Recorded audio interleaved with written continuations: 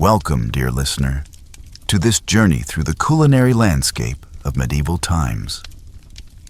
As you settle in for a moment of calm and relaxation, I invite you to share in the comments where in the world you're listening from and what time of day it is for you right now. I always love seeing how far our community of night owls stretches. If you enjoy immersing yourself in the rich tapestry of history to unwind, consider subscribing for more soothing stories like this. Picture, if you will, a rustic table set with a humble meal, a bowl of thin, bland porridge, a hunk of dense, coarse bread, and perhaps a few morsels of tough, stringy meat, if the diner is lucky. This is the fare that sustained the majority of people in medieval times. While kings and nobles feasted on lavish, multi-course banquets, the average peasant subsisted on a diet that was as meager as it was monotonous. What factors conspired to make food in the Middle Ages so unappetizing for the masses? Let us explore this question and transport ourselves back to a time when filling one's belly was a daily struggle. In a medieval peasant's home, the aroma of exotic spices was noticeably absent. Cinnamon, ginger, nutmeg, pepper. These were luxuries reserved for the wealthy, brought from distant lands by intrepid merchants. Imagine the life of a spice trader in those times, navigating the treacherous Silk Road to bring a taste of opulence to European shores. For a glimpse of the value placed on these rare flavors, consider that in the 11th century, a pound of nutmeg cost 7 fattened oxen. The prohibitive expense of spices meant that the common folk had to make do with the pungent notes of garlic, mustard, and vinegar to enliven their plain fare. The blandness of peasant cuisine was not helped by the scarcity of fresh produce. Without reliable means of preservation, fruits and vegetables were seasonal treats at best. The lucky few who had access to a plot of land might grow some hardy crops like onions, leeks, and cabbages. But these were hardly enough to balance out a diet heavily reliant on grains. Breads and porrides made from barley, rye, and wheat formed the backbone of most meals, sometimes supplemented with legumes like peas and beans. While this diet was filling, it lacked essential nutrients, leading to widespread malnutrition and stunted growth. Meat, though prized, was a rarity on the peasant table. A prosperous family might keep a pig, some chickens, or even a cow. But these animals were valuable resources, not to be slaughtered lightly. Meat was reserved for special occasions like weddings and religious feasts, or when an animal was too old or infirm to serve any other purpose. When meat was available, every scrap was used from nose to tail. Offal or organ meats were common peasant fare, as were small birds and game caught by trapping or hunting, though poaching in the royal forests was a risky endeavor, punishable by severe penalties. Fish was more accessible than meat for those who lived near rivers or the sea, but it too was often preserved by drying, smoking, or salting to last through lean times. The result was a far cry from the delicate flaky philolellets we enjoy today. Herring, cod, and eel were among the most common catches, and they would be packed in barrels with generous amounts of salt to stave off spoilage. Freshwater fish like carp and pike were a delicacy reserved for the nobility who maintained private fish ponds on their estates. The scarcity of fresh food meant that medieval cooks had to get creative with preservation methods. Pickling, fermentation, and drying were all common techniques to extend the shelf life of perishables. Cabbage would be shredded and fermented into sauerkraut, cucumbers and onions pickled in vinegar, and fruits like apples and pears dried for winter storage. These preserved foods added some much-needed variety to the peasant diet. But they were a far cry from the vibrant flavors of fresh produce. Even staples like bread and ale which formed the foundation of medieval sustenance, were not always trustworthy. Unscrupulous bakers might stretch their dough with fillers like ground acorns, chalk, or even sawdust, leading to loaves that were as hard as rocks and about as nutritious. Ale, too, was often watered down to increase profits, a practice that earned some alewives a nasty reputation. In a time when clean drinking water was scarce, weak ale was often the only safe choice.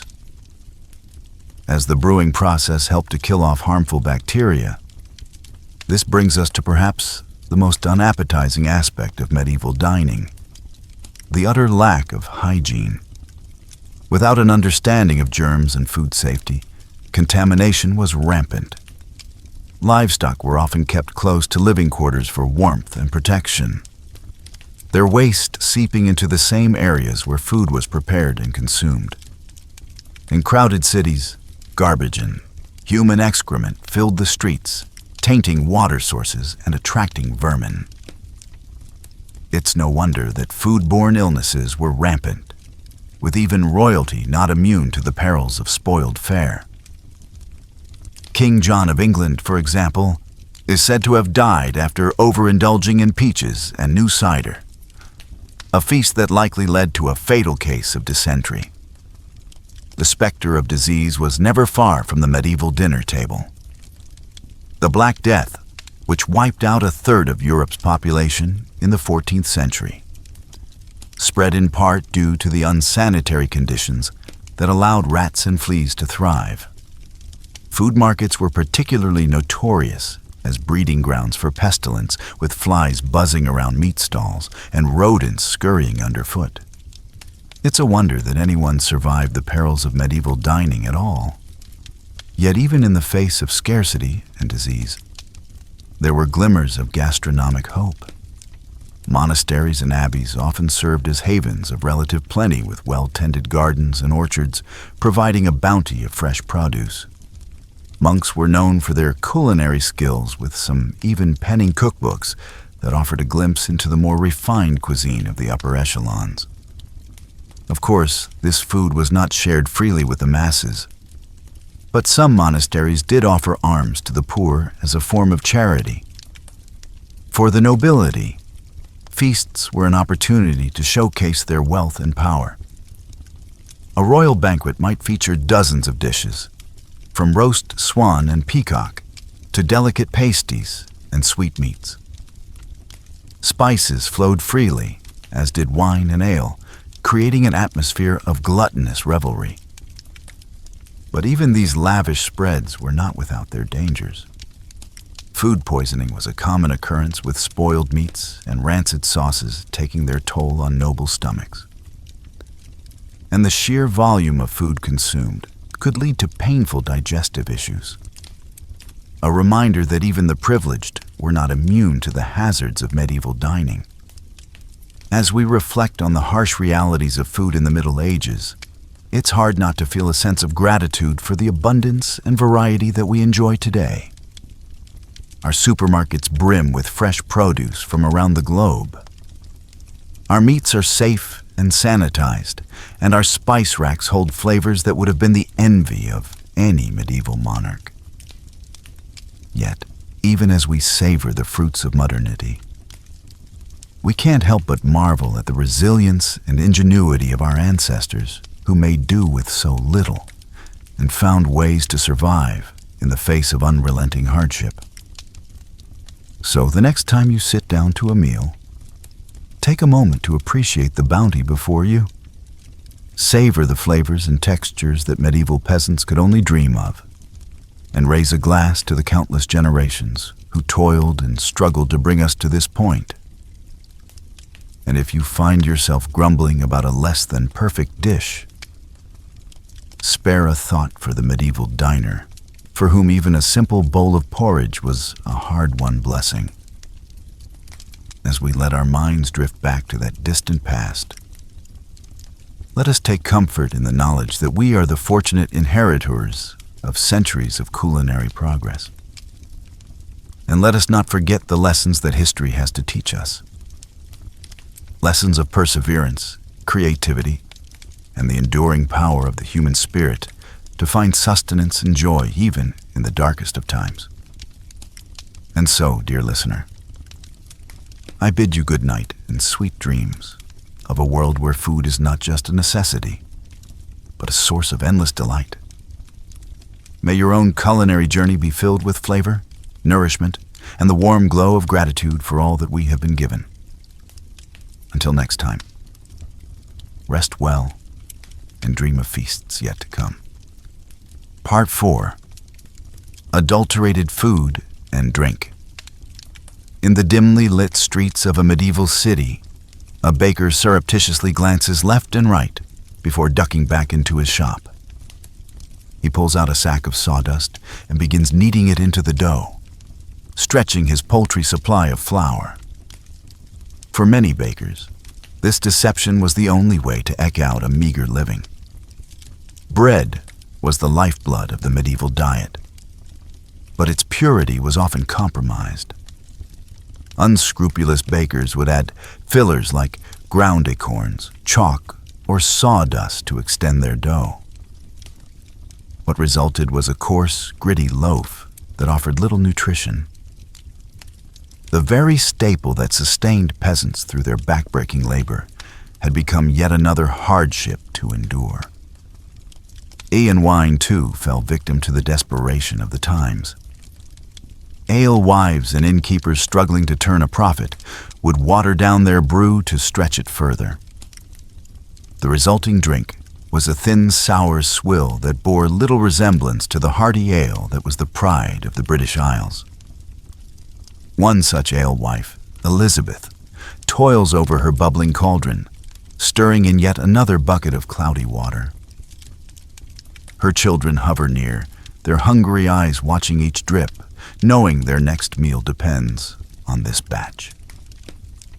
As she ladles out a mug of the watered-down brew, she sighs, remembering the rich, full-bodied ale her grandmother once crafted, a family recipe now lost to necessity. In a time when clean drinking water was a rarity, this adulterated ale and wine became an unfortunate necessity. Wells and rivers were often contaminated by human and animal waste, making them rife with disease. The alcohol in these drinks, though diluted, was still potent enough to kill some of the harmful bacteria. And so, peasants were forced to choose between risking the sickness of tainted water or the empty calories of watered-down ale. Attempts were made to curb these deceptive practices. The Assay of Bread and Ale, a 13th century law, set strict regulations on the price, weight, and quality of bread and ale. Transgressors faced hefty fines or even time in the pillory. But with the limited means of enforcement and the desperation of the poor, these laws did little to stem the tide of food adulteration. And so the medieval peasant's lot was one of constant compromise, a balancing act between the gnawing pain of hunger and the bitter disappointment of adulterated food. Each mouthful was a reminder of their precarious existence, where even the most basic sustenance could not be taken for granted. As we delve further into the realities of medieval food, we must remember that these were not just historical facts, but the daily struggles of real people. In our next chapter, we'll explore how the very spaces in which they lived contributed to the challenges they faced in securing a decent meal. The close quarters shared by man and beast and the lack of sanitation that plagued medieval cities made the simple act of eating a perilous proposition. Part 5. Unsanitary Conditions. Picture, if you will, a small thatched cottage huddled against the chill of a medieval winter. Inside, a family huddles around a meager fire, their breath mingling with the steam rising from a bubbling pot of pottage. In the corner, a pig roots through the rushes, covering the dirt floor.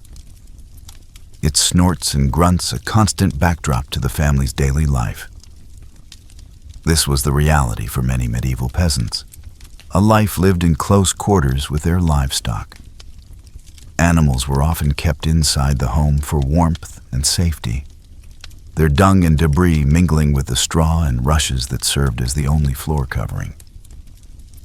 It was a breeding ground for disease, with fleas and lice thriving in the unsanitary conditions. Even in the grandest castles, sanitation was a challenge. Without a proper understanding of hygiene, even the most lavish feasts could end in tragedy.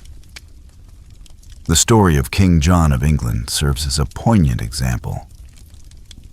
In 1216, while traveling across the country, the king fell ill after consuming a surfeited of peaches. Historians now believe these peaches were likely spoiled, leading to a case of dysentery that ultimately claimed the king's life. In the crowded cities of medieval Europe, the situation was even more dire. Narrow streets were choked with garbage and human waste, tainting the air and seeping into the water supply.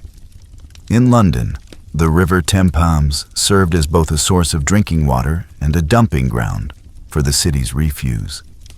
It's little wonder that disease ran rampant, with outbreaks of dysentery, typhoid, and even the dreaded Black Death. The Black Death, which swept through Europe in the 14th century, was in part able to spread so quickly and claim so many lives due to the unsanitary conditions of medieval cities. Fleas carried by the rats that thrived in the filth became the unwitting harbingers of the plague, spreading the disease from person to person with terrifying efficiency. For the average peasant, there was little escape from these unsanitary conditions. They lived and died amidst the filth, their bodies weakened by malnutrition and constant exposure to disease. Even the simple act of eating, which should have been a source of nourishment and comfort, became a gamble with every bite. As we consider these realities, it's easy to feel a sense of despair for the plight of the medieval peasant. But amidst this darkness, there were glimmers of light, the kindness of neighbors sharing what little they had, the solace found in faith and community. In our next chapter, we'll explore how the church, despite its own role in the hardships of the time, also offered a measure of relief and hope to the hungry and the downtrodden. Part 6. The Influence of the Church. The tolling of church bells marked the rhythm of life in medieval Europe. For peasants toiling in the fields, these peals signaled not just the call to prayer, but also a reprieve from the unrelenting demands of their work and their hunger. In a world where so much was uncertain, the church stood as a bastion of stability and authority. But this authority came with its own set of rules and restrictions, many of which centered around food. The Catholic Church mandated frequent fasting and meatless days, particularly during the penitential season of Lent. For 40 days before Easter, the faithful were expected to abstain from meat, dairy, and eggs, a tall order for those already struggling to put food on the table. The story of one peasant family illustrates the hardship these fasts could impose. John and his wife Margaret toiled from sun up to sundown on their small plot of land, barely growing enough to feed their 3 children. When Lent arrived, they faced a daunting choice: honor the fast and risk weakening their already malnourished bodies, or defy the church and face the consequences for their immortal souls. In the end, they chose to follow the fast, subsisting on meager portions of bread, pottage, and the occasional dried fish. By Easter, their faces were gaunt and their steps heavy with exhaustion. Yet, they took solace in the belief that their suffering would be rewarded in the next life. Despite the additional hardships these fasts imposed, the church was not entirely deaf to the plight of the poor. Monasteries and abbeys often served as a source of food aid, distributing bread and alms to the needy as a form of Christian charity. The monks, with their vast lands and resources, were able to provide a measure of relief to the hungry masses. Yet, even this charity had its limits. When crops failed and famine struck, the demand for aid often outstripped the church's ability to provide. And for those caught poaching in the royal forests, a desperate attempt to supplement their meager diets with fresh game, the church's mercy was noticeably absent. Poachers, if caught, faced severe punishments from maiming to death, regardless of their circumstances. And so the church's influence on medieval food was a double-edged sword. It provided solace and aid to some, while imposing additional burdens on others. For the peasant family, faith was both a source of strength and a further trial to endure in the face of unrelenting hunger. As we turn our gaze to the final chapter of our journey through medieval food, we'll witness a scene of shocking contrast: the opulent feast of a noble household. Against the backdrop of peasant hardship, these lavish displays serve as a stark reminder of the vast inequalities that define the era. Part 7. The rare medieval feast. The great hall of the castle is alive with the flicker of 100 candles. Tapestries line the walls, their vibrant threads telling stories of heroic deeds and courtly love. At the head of the room, on a raised dais, the lord and lady preside over a scene of opulence and plenty. Down the center of the hall stretches a massive oak table groaning under the weight of countless dishes. Whole roasted pigs, their skins crackling and golden, jostle for space with elegant silver platters of delicately spiced peacock. Baskets overflow with fresh baked Maine bread, each loaf as white and soft as a cloud. The air is thick with the aroma of saffron, cinnamon, and cloves. Spices so precious, they're worth their weight in gold. In the castle kitchens, the master cook orchestrates a symphony of culinary creation. He barks orders at his underlings, who scurry to baste the meats, stir the pots, and plate the elaborate subtleties, sugar sculptures crafted into fanciful shapes of castles and unicorns. For the cook, this feast is a chance to showcase his artistry and ingenuity, to solidify his reputation and secure his place in his lord's favor. As the feast progresses, the diners gorge themselves on a seemingly endless parade of dishes. They tear into the tender flesh of roast venison, sap on creamy almond soup, and savor the delicate flavor of blanc mange, a dish of shredded chicken mixed with rice, milk, and sugar. They wash it all down with goblets of richly spiced wine and frothy ale. But even amidst this revelry, there are reminders of the precariousness of medieval life. A noble woman, her face flushed with wine, suddenly pales and excuses herself from the table. Her stomach churning from the richness of the food. A knight, his teeth rotting from the sugary delicacies, bites into a particularly tough piece of meat and winces in pain. And hovering at the edges of the hall, the serving staff watch the excesses of their betters with a mixture of envy and resentment. They know that tomorrow they'll be back to their usual fare of coarse bread and thin gruel. The memory of this feast, a taunting reminder of the gulf between their world and that of their masters. As the last plates are cleared and the final crumbs are swept away, we're left to ponder the stark contrasts of medieval food. For the nobility, feasts were a display of wealth, status, and power, a chance to revel in the finest delicacies the land had to offer. But for the vast majority, food was a daily struggle, a constant battle against scarcity, adulteration, and disease. In our modern world of abundance and choice, It's easy to forget the hardships faced by our medieval ancestors. But by understanding their struggles, we gain a deeper appreciation for the comforts we enjoy today. As we sit down to our own meals, let us take a moment to savor not just the flavors on our tongues, but the hard-won progress that allows us to eat with such ease and variety. And so, as we close the book on this exploration of medieval food, let us do so with a sense of gratitude and perspective. For in the grand tapestry of human history, our own time is but a brief and privileged chapter, woven from the threads of countless lives, lived and meals shared. Each one a testament to the enduring resilience of the human spirit. Conclusion. As we've journeyed through the landscape of medieval food, we've encountered a world of scarcity, hardship, and inequality.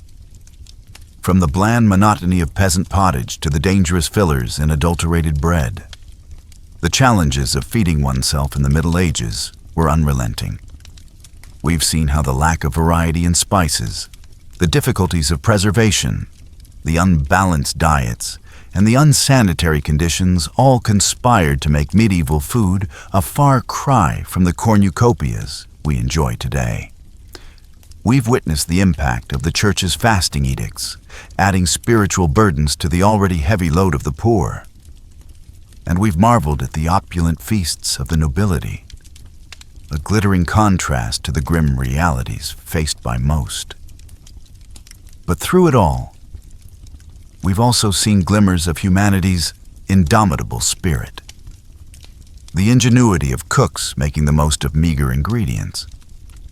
The solidarity of communities sharing what little they had, and the solace found in the rituals of faith and feast. In our modern world, it's easy to take for granted the abundance and variety of our food.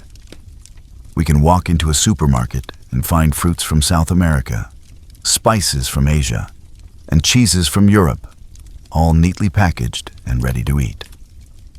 We can dine in restaurants serving cuisines from around the globe, or have a world of flavors delivered right to our doorstep. But imagine for a moment transporting a medieval peasant into the aisles of a modern grocery store. The sheer variety would be overwhelming.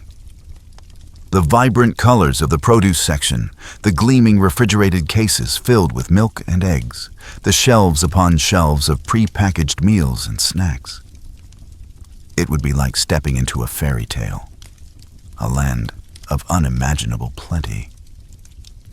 And yet, even in our world of culinary riches, we still face our own challenges. We grapple with the environmental impact of our food systems, with issues of access and inequality, and with the health consequences of overabundance. In our quest for convenience and choice, we sometimes forget the value of simplicity, of seasonal eating, and local flavors. Perhaps then there are lessons to be learned from our medieval ancestors, even as we appreciate how far we've come. We can embrace the joy of sharing a meal with loved ones, the satisfaction of a dish made with care and creativity.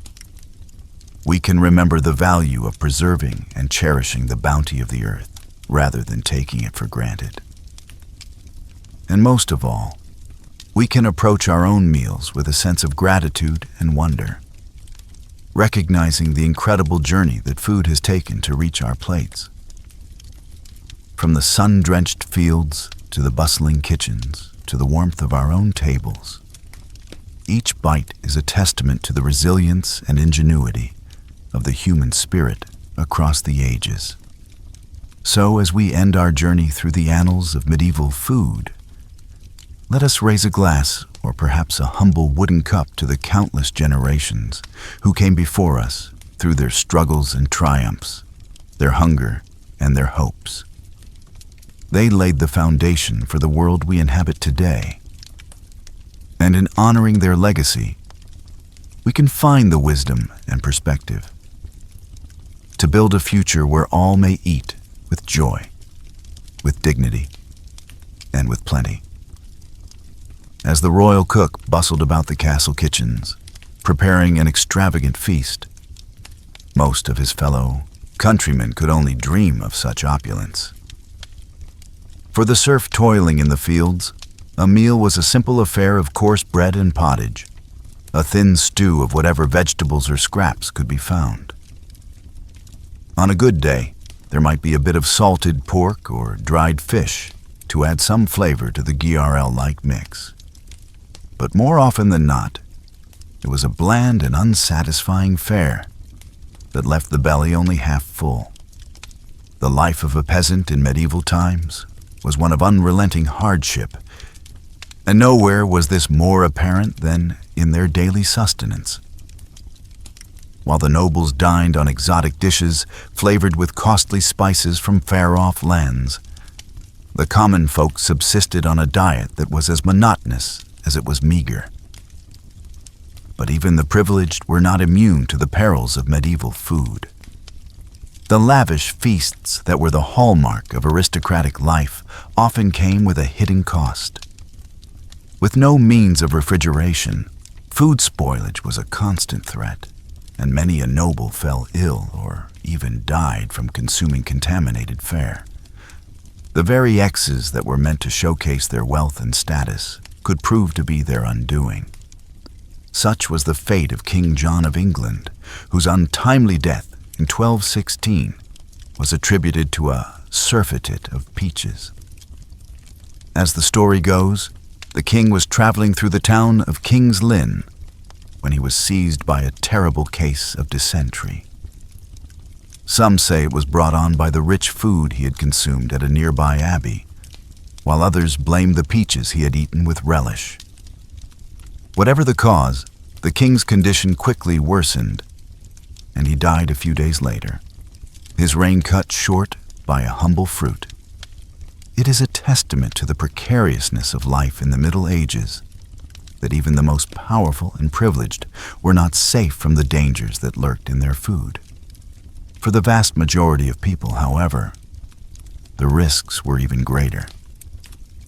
In a world where hunger was a constant companion, the temptation to eat spoiled or contaminated food was often too great to resist. This was especially true in times of dearth when crops failed and food was scarce. During these lean years, people would resort to eating whatever they could find, even if it meant risking their health or even their lives.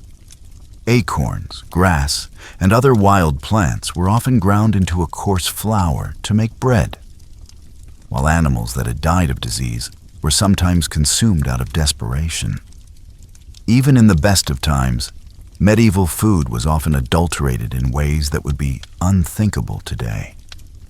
Unscrupulous bakers would stretch their dough with fillers like sawdust or chalk, while brewers would water down their ale to increase their profits. Such practices were not only dishonest, but also dangerous, as they could lead to serious illness or even death. The Adler's wife, who sold her brew in the village tavern, was a common figure in medieval life, and one who often bore the brunt of the community's suspicions and resentments. If her ale was weak or sour, she might be accused of adulterating it with noxious substances or even of practicing witchcraft. In a world where superstition held sway, the line between a bad batch of ale and a deadly poison was often blurred. Despite the many challenges and hardships that medieval people faced in their daily lives, they were not without their small joys and comforts. For the peasant family gathered around the hearth at the end of a long day, a simple meal of bread and pottage could be a moment of respite and togetherness. And for the monks and nuns who dedicated their lives to prayer and service, the austere diet prescribed by their religious orders could be a source of spiritual nourishment and discipline. But even in the monasteries and abbeys that dotted the medieval landscape, food was not always a source of comfort or sustenance. During the holy season of Lent, when Christians were expected to fast and abstain from meat, the already limited diets of the religious orders would be further restricted. For 40 long days, they would subsist on little more than bread, water, and the occasional vegetable or fish. For some, this period of deprivation was a welcome opportunity to focus on their spiritual lives and to draw closer to God. But for others, it was a time of great hardship and temptation, as the pangs of hunger gnawed at their resolve and tested their faith. In a world where food was so often scarce and unpredictable, the idea of voluntarily giving it up must have seemed like the height of insanity. And yet, despite all the hardships and challenges that medieval people faced in their daily lives, they found ways to adapt and persevere. They learned to preserve their food through salting, smoking, and drying, to make the most of the meager ingredients available to them, and to find joy and comfort in the simple pleasures of life. In many ways, the story of medieval food is a story of resilience and ingenuity in the face of adversity. It is a reminder of how far we have come in terms of food safety, variety, and abundance, but also of how much we still have in common with our ancestors. For just as they struggled to put food on the table and to nourish their families, so too do we grapple with the challenges of our own time. From climate change and food insecurity to the pressures of modern life. As we sit down to our own meals laden with a dizzying array of flavors and ingredients from all corners of the globe, it is easy to forget the hardships and sacrifices that have brought us to this point. But by understanding the history of our food and the ways in which it has shaped our culture and our identity, we can gain a greater appreciation for the abundance and diversity that we enjoy today. So the next time you bite into a juicy apple or savor a slice of warm, crusty bread, take a moment to reflect on the long and winding road that has brought us to this point, and give thanks for the countless generations of farmers, cooks, and laborers who have toiled to put food on our tables and who have left us a legacy of resilience, creativity, and hope in the face of even the greatest of challenges. Perhaps if a medieval peasant were to somehow be transported to a modern grocery store, they would be overwhelmed by the sheer abundance and variety of food available. They might marvel at the exotic fruits and vegetables from far-off lands, the gleaming displays of meat and fish, and the aisles upon aisles of packaged and processed foods. But they might also feel a sense of unease or even distrust, wondering at the hidden costs and compromises that have made such abundance possible. They might question the methods by which our food is grown and raised, the additives and preservatives that keep it fresh and appealing, and the impact that our food choices have on our health, our environment, and our communities. In the end, the medieval peasant might simply shake their head in wonder and return to their own time, content with the simple fare that has sustained them for generations. For while our modern food system may offer us greater choice and convenience than ever before, it is not without its own challenges and drawbacks. And just as the medieval peasant had to learn to make do with what they had, to find joy and sustenance in the face of scarcity and hardship, so too must we learn to navigate the complexities of our own food landscape. We must learn to make choices that nourish not only our bodies, but also our souls, that honor the sacrifices and struggles of those who came before us, and that leave a legacy of health and abundance for generations to come. So let us raise a toast to the humble peasant, the hard-working farmer, the skilled artisan, and all those who have labored to put food on our tables throughout history. Let us savor the flavors and textures of the foods we eat, not just as a source of sustenance, but as a connection to the past and a promise for the future. And let us never forget the power of food to bring us together, to nourish our bodies and our spirits, and to remind us of our shared humanity in the face of even the greatest of challenges. As we've seen, the medieval spice trade was a lucrative but perilous business. Those who controlled the flow of spices could amass great fortunes, while those who toiled to bring these precious commodities to Europe risked life and limb. One such spice merchant was a man named Giovanni de Marinoli. Born in the early 14th century to a noble Florentine family, Giovanni seemed destined for a life of ease and comfort.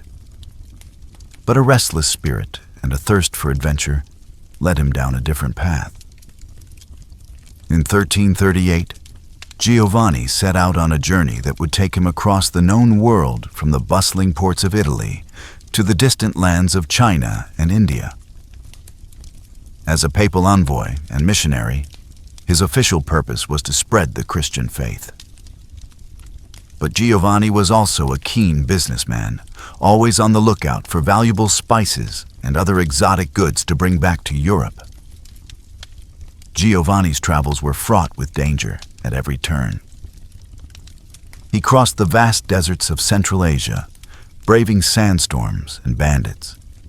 He navigated treacherous mountain passes in the Himalayas, battling altitude sickness and frostbite.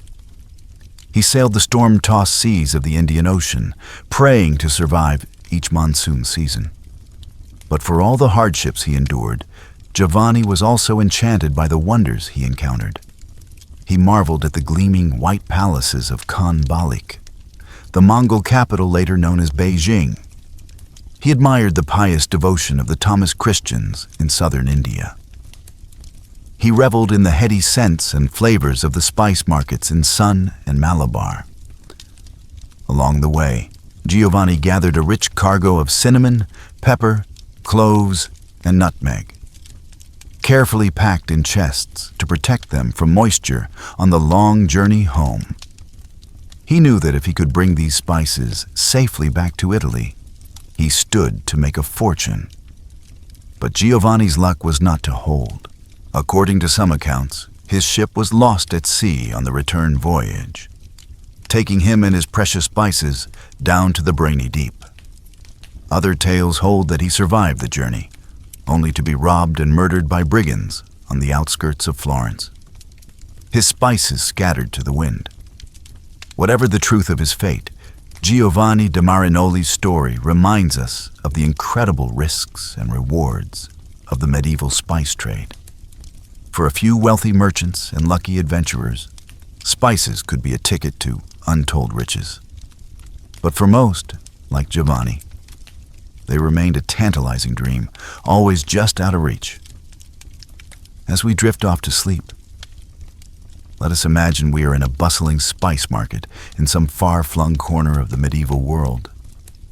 The air is thick with the scent of pepper and cinnamon, cardamom and saffron. Merchants haggle in a dozen different tongues, their voices rising and falling like the tide. We wander the narrow lanes, baskets in hand, marveling at the colorful mounds of spices from every corner of the globe. Here, a pile of ginger root, mantled and pungent. There, a heap of cloves, like tiny brown nails, their aroma warm and sweet.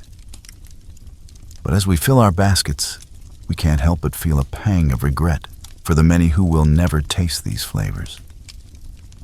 For the poor peasants back home, a pinch of pepper would be an unthinkable luxury, let alone a fragrant curry or spiced wine. Their food, as we'll explore further, is a monotonous grind of gruel and grit, a far cry from the sumptuous feasts we've seen at the tables of the wealthy.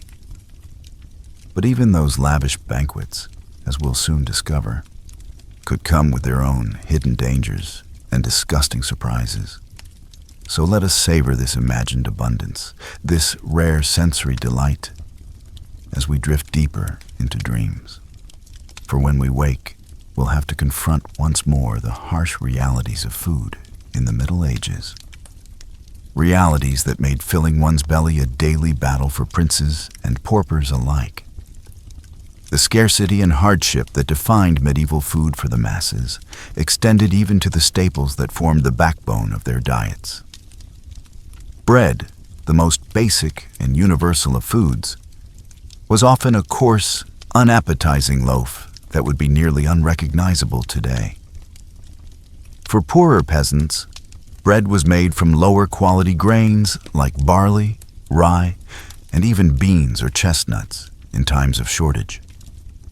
This resulted in dense, dark loaves that were difficult to digest and provided little nutrition.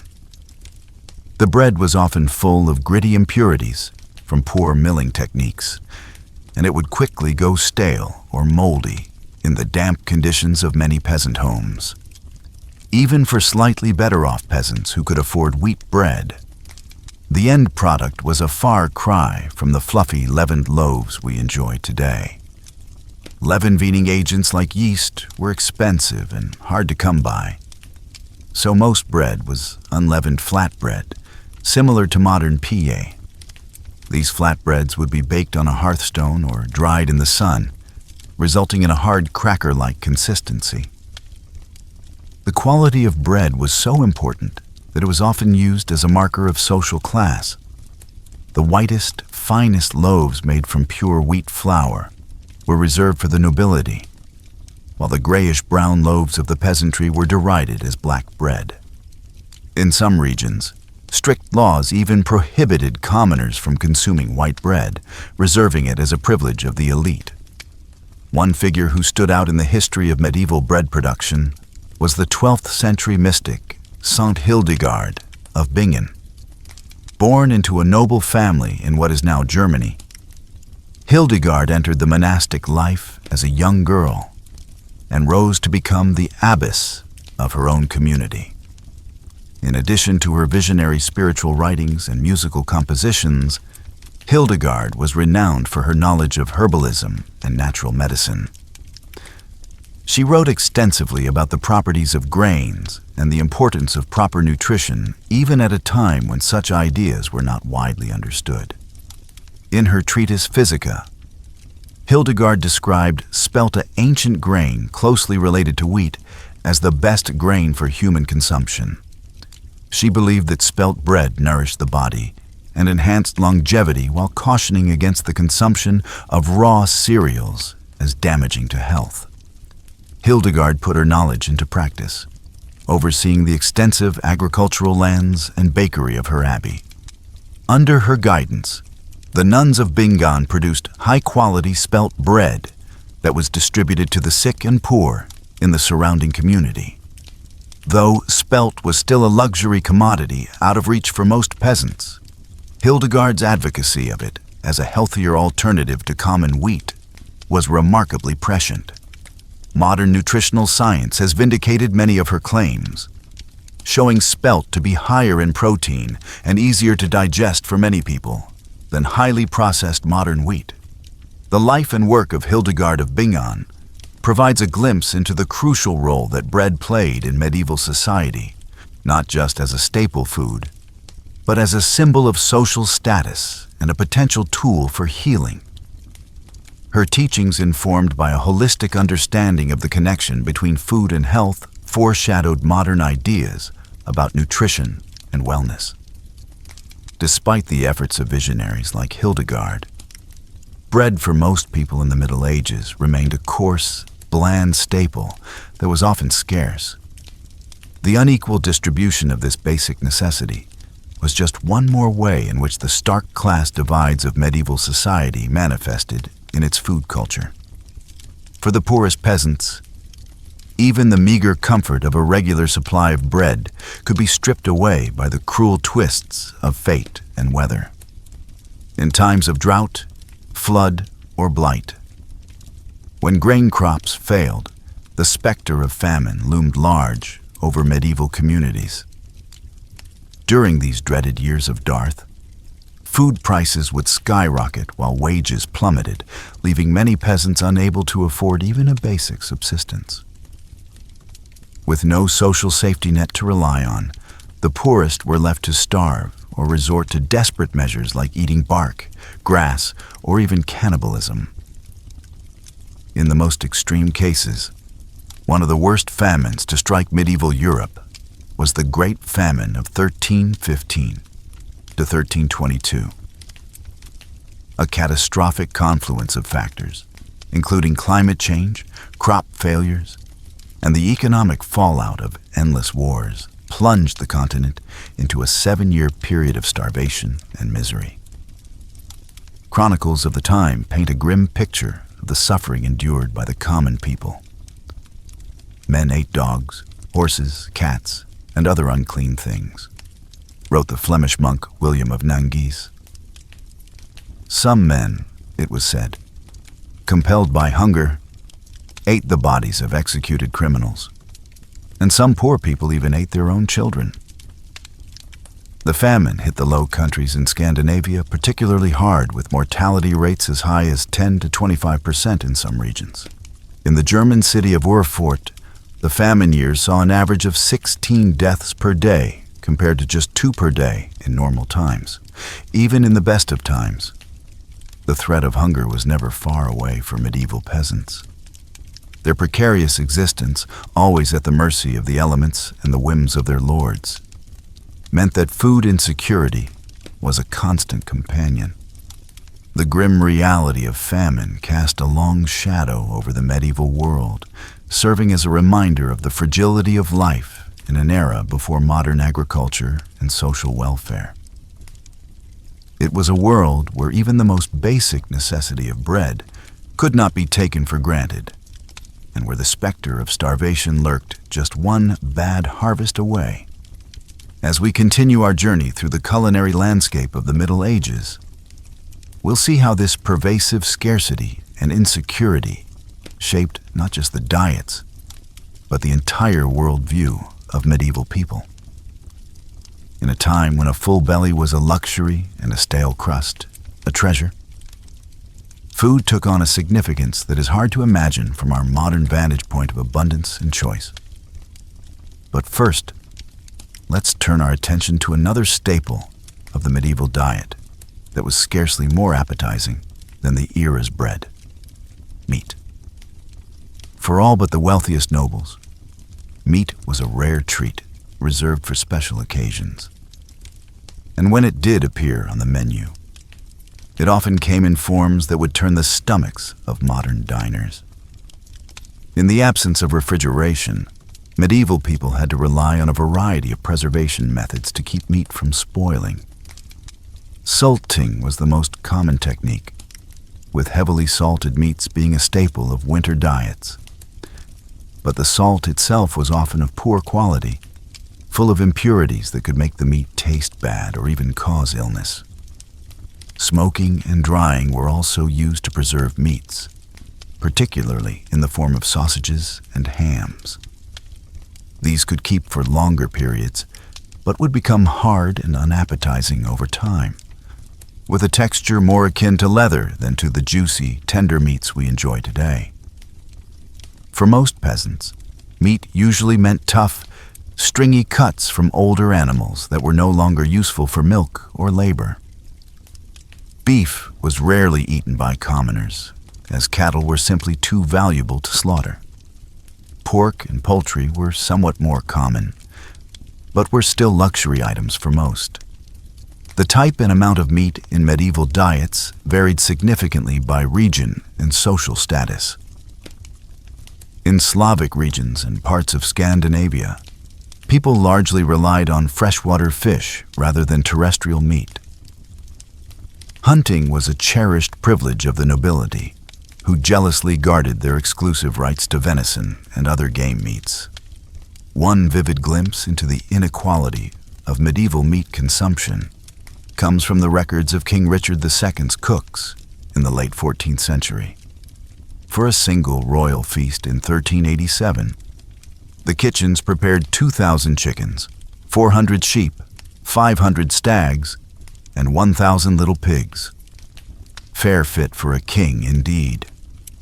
In contrast, a peasant family might expect to eat meat only a handful of times per year, usually on major religious holidays like Christmas and Easter. Even then, the cuts would be meager and have been scrupulously saved for months. But for one brief moment in the history of medieval England, the humble peasantry got a taste of the bounty usually reserved for their betters. In the aftermath of the Black Death, which killed up to half the population in the mid-4th century, the massive labor shortage gave surviving peasants newfound bargaining power. With fewer mouths to feed and a surplus of land, many peasants found themselves in the novel position of being able to demand higher wages and better living conditions. For a few short decades, the standard of living for English commoners actually improved markedly. Meat consumption rose as more peasants could afford to keep livestock for their own tables rather than for the markets. Wages doubled or even tripled in some regions, allowing laboring families to supplement their usual fare of porridge and bread with the occasional chicken, pig, or even cow. But this golden age for the peasantry was to be short-lived. The landed nobility, alarmed at the rising power of the lower classes, fought back with laws attempting to freeze wages at pre-plague levels and tie peasants to the land. The tensions between the emboldened peasantry and the reactionary aristocracy would erupt in the Peasants' Revolt of 1381.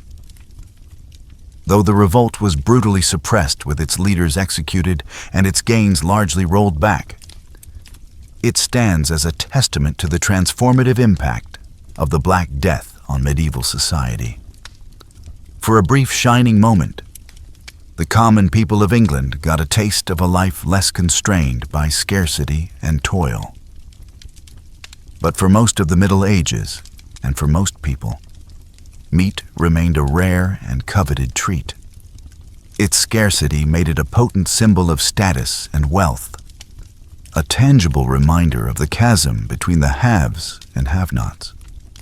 In the great halls of castles and manors, nobles and knights feasted on heaping platters of roasted game and delicate fowl, washing it down with fine wines and honeyed meat. But in the hovels of the peasantry, a scrap of salted pork or a stringy chicken leg was a hard-won delicacy to be savored and stretched as far as it could go.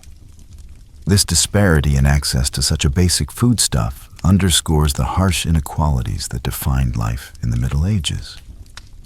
In a world where even a full belly was a mark of privilege, the gulf between rich and poor was as wide as the distance between a king's banquet table and a peasant's empty trencher. As we've seen, the rare morsel of meat was a highlight in the otherwise dreary and monotonous diet of most medieval people. But even this small pleasure was subject to strict regulation by the power of the Church. In medieval Europe, the Catholic Church wielded immense influence over every aspect of daily life, and food was no exception. The church calendar was dotted with fast days and meatless days, when the consumption of animal products was strictly forbidden. The most significant of these was the season of Lent, the 40-day period leading up to Easter. During this time, all meat, dairy, and eggs were off limits, leaving the faithful to subsist on a meager diet of fish, vegetables, and bread. For wealthy nobles, this was a minor inconvenience. They could afford to import exotic fruits, nuts, and spices to liven up their Lenten fare, and their well-stocked fish ponds ensured a steady supply of fresh seafood. But for the poor, Lent meant an even more restricted and monotonous diet than usual. The Church's rationale for these dietary restrictions was rooted in the idea of penance and spiritual discipline. By denying themselves the pleasures of the flesh, even in the form of food, the faithful were thought to be purifying their souls and aligning themselves with the suffering of Christ. But in a world where hunger and scarcity were daily realities for most people, the idea of voluntary deprivation must have seemed a bitter irony.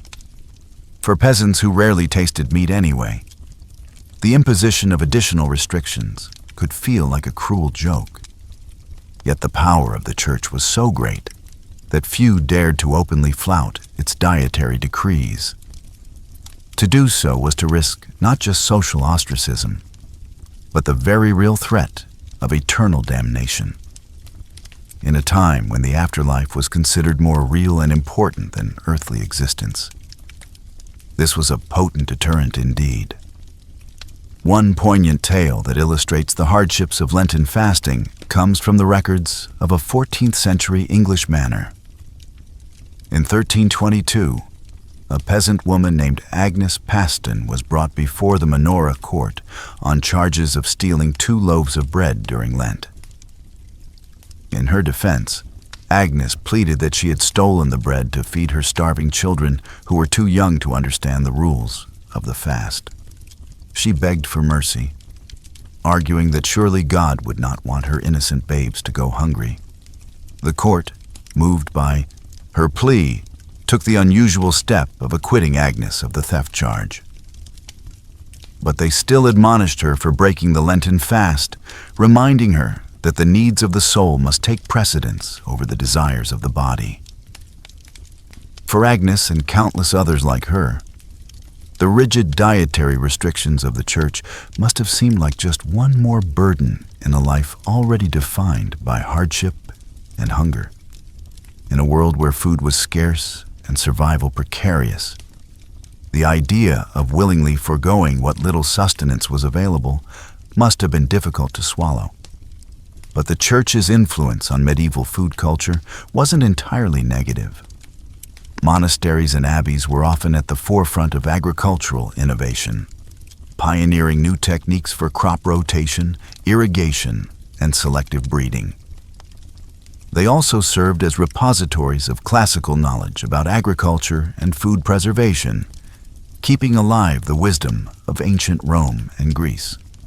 Moreover, the church played a vital role in providing food aid to the poor and hungry. Monasteries were known for their charitable distribution of bread and ale to the needy, and many operated hospitals and almshouses to care for the sick and destitute. In a time before social welfare programs or organized charity, the church was often the only safety net available to the most vulnerable members of society. Its teachings about the virtues of charity and the sin of gluttony helped to create a moral imperative for those with means to share their bounty with the less fortunate. Of course, this charity was often mixed with a hefty dose of paternalism and moral judgment. The poor were expected to be grateful for whatever scraps they were given and to accept their lot in life as divinely ordained. But for those on the brink of starvation, even a small act of kindness could mean the difference between life and death. As the Middle Ages wore on, the culinary distance between the wealthy and the poor only grew wider. By the late 14th and 15th centuries, Europe was in the grips of what some historians have called the Little Ice Age, a period of cooler temperatures and frequent climatic disruptions. Crop yields declined as fields were battered by droughts, floods, and unseasonable frosts. Food prices skyrocketed, leaving many commoners unable to afford even basic staples. At the same time, the Black Death and subsequent waves of plague had decimated the population, leading to labor shortages and rising wages.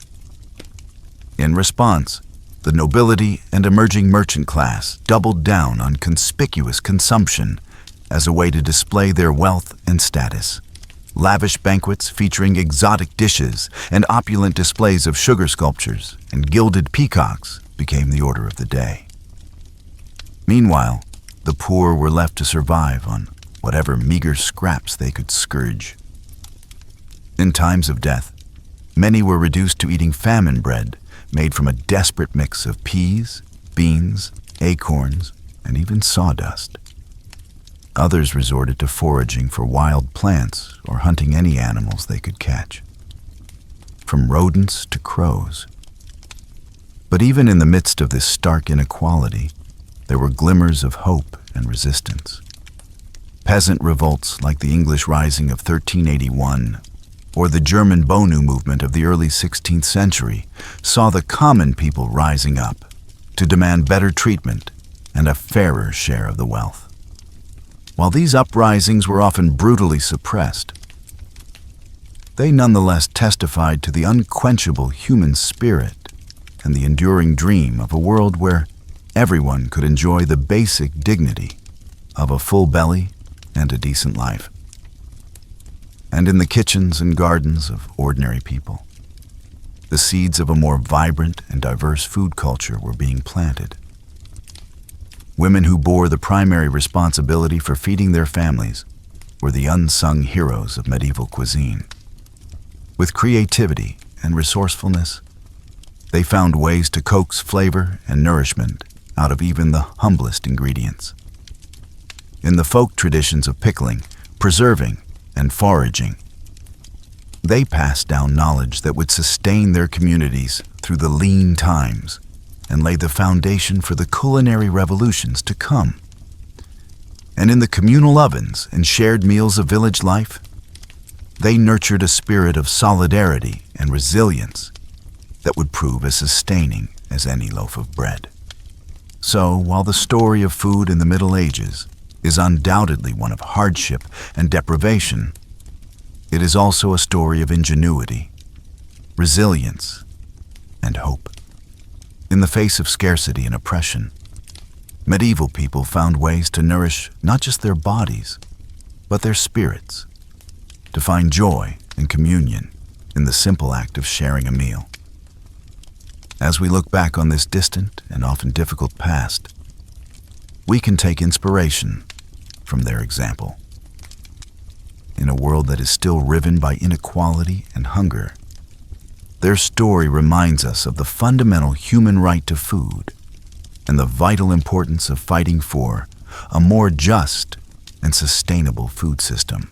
And in our own kitchens and around our own tables, we can honor their legacy by cherishing the abundance we enjoy and remembering always to share it with those who have less. For in the end, the true measure of a society is not in the opulence of its feasts, but as we've seen, for the vast majority of people in medieval Europe, food was a daily struggle of scarcity, monotony, and even danger. But there was one place where the food was always abundant, always varied, and always exquisite: the royal court. While peasants subsisted on gruel and stale bread, nobles feasted on the finest delicacies the land had to offer. Imagine being the royal cook, entrusted with the monumental task of preparing lavish meals for the king and his court. Your day begins before dawn as you oversee the delivery of ingredients from far and wide. Wagons rolled into the castle courtyard, laden with barrels of wine from Burgundy, wheels of cheese from the Alps, crates of spices from the Orient. The king's huntsmen rode in with deer and boar slung over their saddles, ready to be transformed into savory roasts and pies. In the cavernous castle kitchens, a small army of servants bustled about under your command. Fires roared in the great hearths as spits turned slowly, roasting meats to perfection. Cauldrons bubbled with fragrant stews and soups. While bakers kneaded dough for bread and pastries, the air was thick with the aroma of exotic spices. Cinnamon, cloves, nutmeg, cardamom, each worth more than their weight in silver. As the hour of the feast approached, you put the finishing touches on your creations: a magnificent roast swan, its plumed neck curving gracefully on the platter; a gleaming aspic studded with gems of fruit and topped with gold leaf; a towering subtlety in the shape of the king's coat of arms, painted in vibrant hues. Each dish was a work of art, crafted to delight the eye as much as the palate. When at last the noble guests filed into the great hall and took their seats, it was time for your masterpieces to be unveiled. Servants paraded the platters in, presenting each to the high table with a flourish. The guests oohed and ate as they were served, marveling at the bounty before them. For a few glorious hours, They dined like gods, sampling delicacies from every corner of the known world. But even here, in the rarefied realm of the royal court, the specter of illness lurked behind the splendor. For all their expense and artistry, even the most sumptuous dishes could harbor deadly spoilage, and the sheer excess of the feast often led to overindulgence, as nobles gorged themselves far past the point of satisfaction. It was not unheard of for a courtier to literally eat himself to death, felled by his own gluttony. So while the royal feast may have stood in stark contrast to the meager rations of the common folk, it was not without its own perils. In a world without refrigeration or food safety standards, no one was truly safe from the dangers of the dining table. Rich or poor, the medieval relationship with food was always a precarious one. Today, we can scarcely imagine the hardships that our ancestors endured simply to fill their bellies. The poorest among us have access to a variety and quality of food that would have been unthinkable even for medieval kings. We can walk into a gleaming supermarket and find fruits and vegetables from every season, meats and cheeses from every continent, spices and sauces from every cuisine. We can eat what we want when we want, without fear of famine or food poisoning. But perhaps in our abundance, we have lost something as well. The medieval peasant, for all his suffering, likely felt a deep connection to the land and the turning of the seasons. He knew intimately the sweat and toil that went into every mouthful. While we may pity him his limited options, he would likely look upon our pre-packaged, mass-produced meals with a mixture of wonder and horror. One can imagine a medieval serf transported to the snack aisle of a modern grocery store, marveling at the colorful bags and boxes stretching out before him. He picks up a shiny packet, turning it over in his weathered hands. Cheetos, he reads slowly, sounding out the unfamiliar word, made with real cheese. He shakes his head in disbelief. Real cheese for a mere peasant. Impossible. He puts it back on the shelf and moves on, overwhelmed by the strange bounty of this new world. As we drift off to sleep, bellies full of whatever we desire, let us take a moment to reflect on the privilege of choice. Let us remember the countless generations who came before, who fought and scraped and starved so that we might have the luxury of a full ladder. And let us be grateful for the simple, everyday miracle of enough to eat. As the sun set over the bustling port city of Venice, a weary spice merchant named Luca disembarked from his ship. His precious cargo of exotic spices from the east secured tightly in his satchel. Luca had spent months traversing the treacherous Silk Road, braving bandits, sandstorms, and searing heat to bring a taste of faraway lands to the tables of wealthy Europeans. For Luca and merchants like him, the spice trade was a lucrative but perilous endeavor.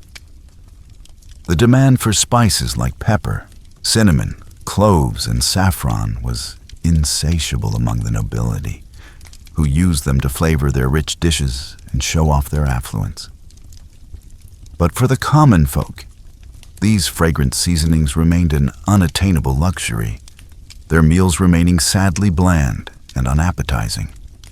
As Luca navigated the winding canals of Venice to deliver his wares to his wealthy clientele, he couldn't help but reflect on the stark divide between the opulent feasts of the rich and the meager rations of the poor. While nobles dined on succulent roasts flavored with exotic spices, peasants subsisted on little more than coarse bread and watery porridge, their palates never knowing the lively tang of pepper or the warm, sweet embrace of cinnamon.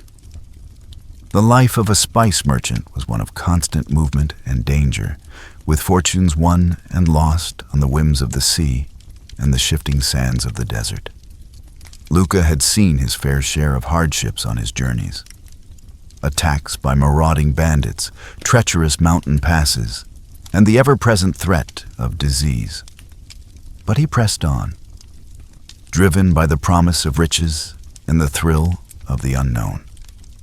As he made his final deliveries and counted his profits, Luca couldn't shake the feeling that for all the wealth and prestige the spice trade brought him, it remained a bitter reminder of the deep inequalities that plagued medieval society.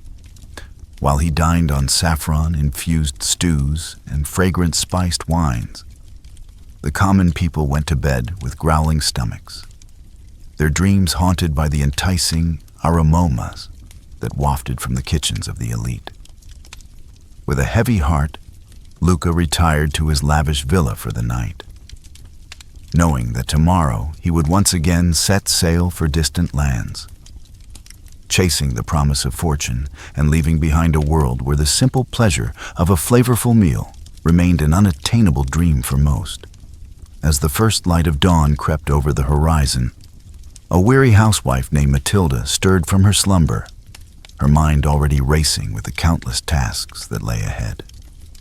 For Matilda and countless other women across medieval Europe, the arrival of autumn heralded not a season of bountiful harvests and joyous feasts, but rather a time of ceaseless labor and knowing anxiety about the looming specter of winter. With the days growing shorter and the nights turning colder, Matilda knew that she had precious little time to preserve what meager crops her family had managed to coax from the unyielding earth. Every scrap of food was precious, and nothing could be allowed to go to waste, lest they face the unthinkable prospect of starvation in the bleak months ahead. As she set about her work, Matilda's mind wandered to the lavish feasts of the nobility, where sumptuous meats and exotic delicacies were consumed with want and abandon. For her and her fellow peasants, such extravagances were little more than cruel jests, taunting reminders of the vast chasm that separated the haves from the have-nots in the rigid hierarchy of medieval society. With calloused hands and an aching back, Matilda toiled from dawn until dusk, salting and smoking what little meat they had managed to raise, pickling vegetables in precious vinegar, and hanging herbs to dry in the rafters. The work was monotonous and exhausting, but she couldn't afford to rest, knowing that every morsel she preserved now could mean the difference between life and death come winter. As the days wore on and the leaves began to turn, Matilda's thoughts turned to the harsh realities that lay ahead. Even with all her hard work, she knew that the winter would be a time of scarcity and hardship, with meals consisting of little more than coarse bread and thin garl. Day after day, the specter of hunger was a constant companion, lurking just beyond the threshold, waiting to sink its icy claws into the vulnerable and the weak. But even in the face of such bleak prospects, Matilda found solace in the knowledge that her tireless efforts would at least give her family a fighting chance. With a fierce determination burning in her heart, she continued her labors, her hands raw and her spirit weary, but her resolve unshakable. For in a world where famine and privation were constant threats, the simple act of preserving food was an act of defiance, a stubborn refusal to submit to the unyielding cruelty of fate. As the first snowflakes began to fall and the chill winds of winter swept across the land, Matilda could only pray that her labors had been enough. With a heavy heart and an empty yard, she prepared to face the long, dark months ahead, knowing that for her and countless others like her, the struggle for survival was only just beginning. In a grand castle nestled amidst rolling hills and verdant forests, a lavish feast was underway. The great hall filled with the raucous laughter and clinking of goblets as nobles from far and wide gathered to partake in an extravagant display of wealth and power. At the head of the table, sat the lord of the manor, his bejeweled fingers tearing into a succulent roast swan, its delicate flesh flavored with exotic spices from distant lands. All around him, the tables groaned under the weight of countless delicacies. Savory meat pies, rich stews, and decadent pastries, each one a testament to the skill of the castle's master chefs. The air was thick with the aroma of roasting meats and the heavy scent of mulled wine, a sensory feast that stood in stark contrast to the meager rations of the serfs toiling in the fields beyond the castle walls. For these lowly peasants, the very notion of such a feast was little more than a cruel fantasy, a tantalizing glimpse of a world forever beyond their reach. As they huddled in their drafty vells, their bellies gnawing with hunger, they could only dream of the rich flavors and sumptuous textures that graced the tables of their betters. Their own meals, if they could even be called that, consisted of little more than a thin gruel made from whatever scraps and leftovers they could sar together. A few lucky ones might have a meager crust of bread to gnaw on, but for most, even that was a rare luxury. The thought of meat, let alone the succulent delicacies being devoured by the nobles, was little more than a distant fantasy. As the feast wore on and the wine flowed freely, the nobles grew ever more boisterous, their laughter ringing through the halls and echoing off the stone walls. They traded bawdy jokes and tales of their exploits, their faces flushed with the warmth of the fire and the satisfaction of their overindulged appetites. But beyond the castle walls, the serfs huddled in their misery, their stomachs cramping with hunger and their hearts heavy with the knowledge that they would likely never know the pleasures of a full belly or a contented smile. For them, life was little more than an endless cycle of backbreaking labor and gnawing hunger, the cruel whims of fate forever conspiring to keep them in their place. As the last embers of the feast's great fires died out, and the nobles retired to their plush chambers, the serfs returned to their own meager dwellings, their minds haunted by the tantalizing aromas and raucous laughter that had filled the night air. With heavy hearts and empty stomachs, they settled in for another long, cold night. The specter of hunger, their constant companion, and the dream of a better life, little more than a cruel, taunting mirage. In the bustling streets of a medieval town, an aloof wife named Agnes hurried to and fro, her arms laden with jugs of her latest brew. Agnes was a stout, no-nonsense woman who had been brewing ale for as long as anyone could remember.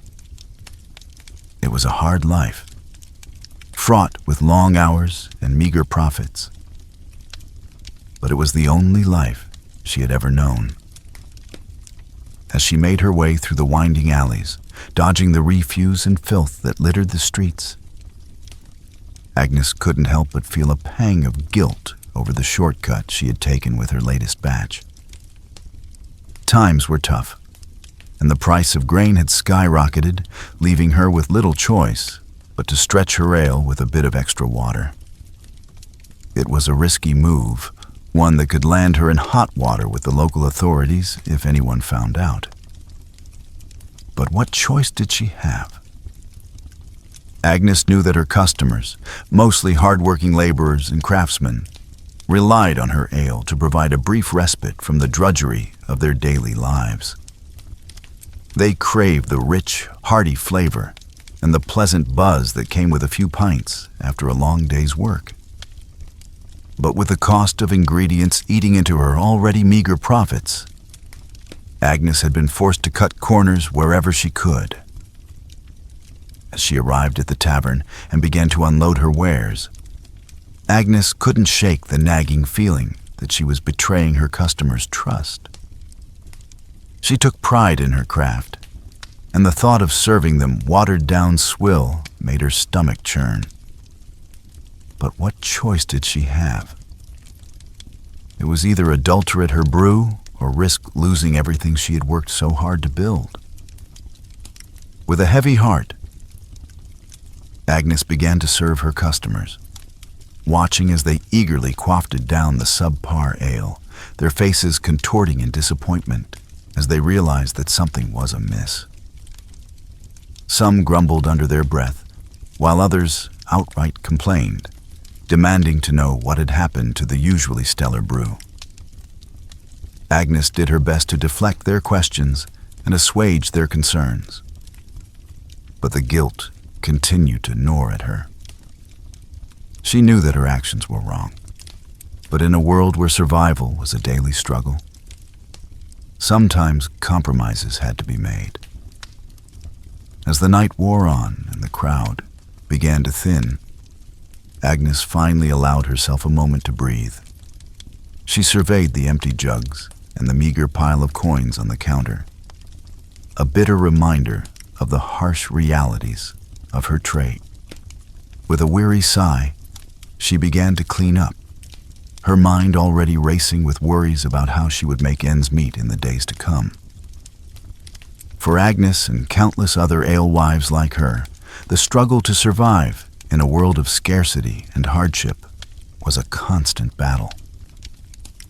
Each day brought new challenges and difficult choices, and the line between right and wrong often blurred in the face of desperation.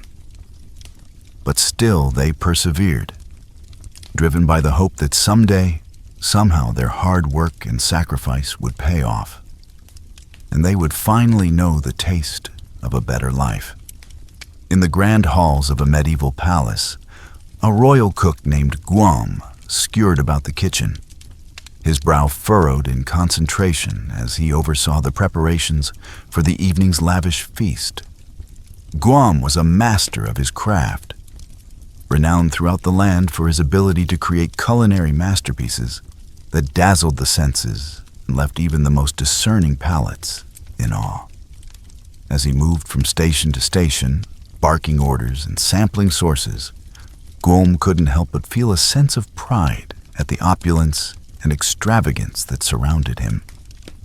The kitchen was a hive of activity, with scully maids and kitchen boys scurrying to and fro, their arms laden with the finest ingredients from across the realm.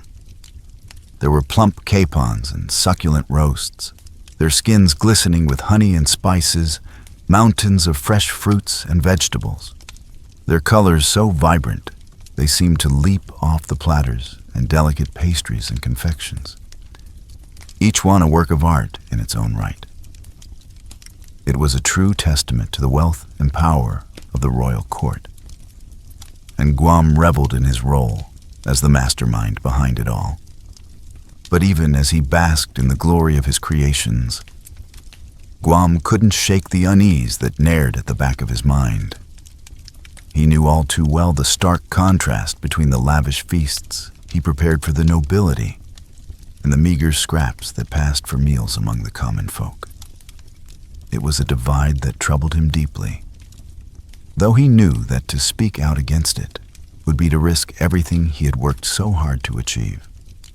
As the final preparations were made and the first course was served, Guam watched from the shadows as the nobles took their seats, their faces alight with anticipation. He saw the way their eyes widened in delight as they tasted his creations, the appreciative murmurs and nods of approval that rippled through the crowd. For a moment, he allowed himself to bask in the satisfaction of a job well done. But as the night wore on and the revelry grew more boisterous, Guam couldn't shake the growing sense of unease that tugged at his heart. He thought of the countless hungry mouths beyond the palace walls, the gaunt faces and hollow eyes of those who had never known the pleasure of a full belly. As the last of the dishes were cleared away and the nobles retired to their chambers, their stomachs groaning with the excesses of the feast, Guam finally allowed himself a moment to rest. He slumped against the kitchen wall, his eyes closed and his heart heavy with the weight of the injustices he had witnessed. In that moment, He couldn't help but wonder what it would be like to live in a world where food was not a privilege reserved for the few, but a basic right afforded to all.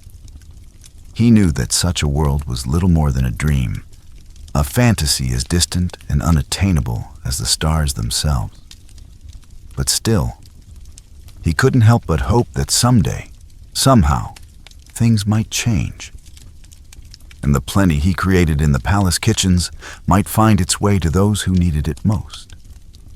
Until then, Guam knew that he would continue to ply his trade, his hands forever stained with the guilt of the plenty he created and the poverty he helped perpetuate.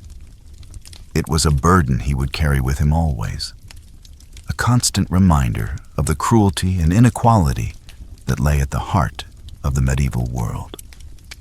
As we have journeyed through the annals of medieval history, exploring the harsh realities and cruel inequities that define the era's food culture, it is impossible not to feel a sense of gratitude for the relative abundance and variety that we enjoy in the modern age. The struggles and hardships faced by our ancestors, from the lowliest serf to the most skilled artisan, serve as a poignant reminder of just how far we have come in our quest to ensure that all people have access to the basic necessities of life.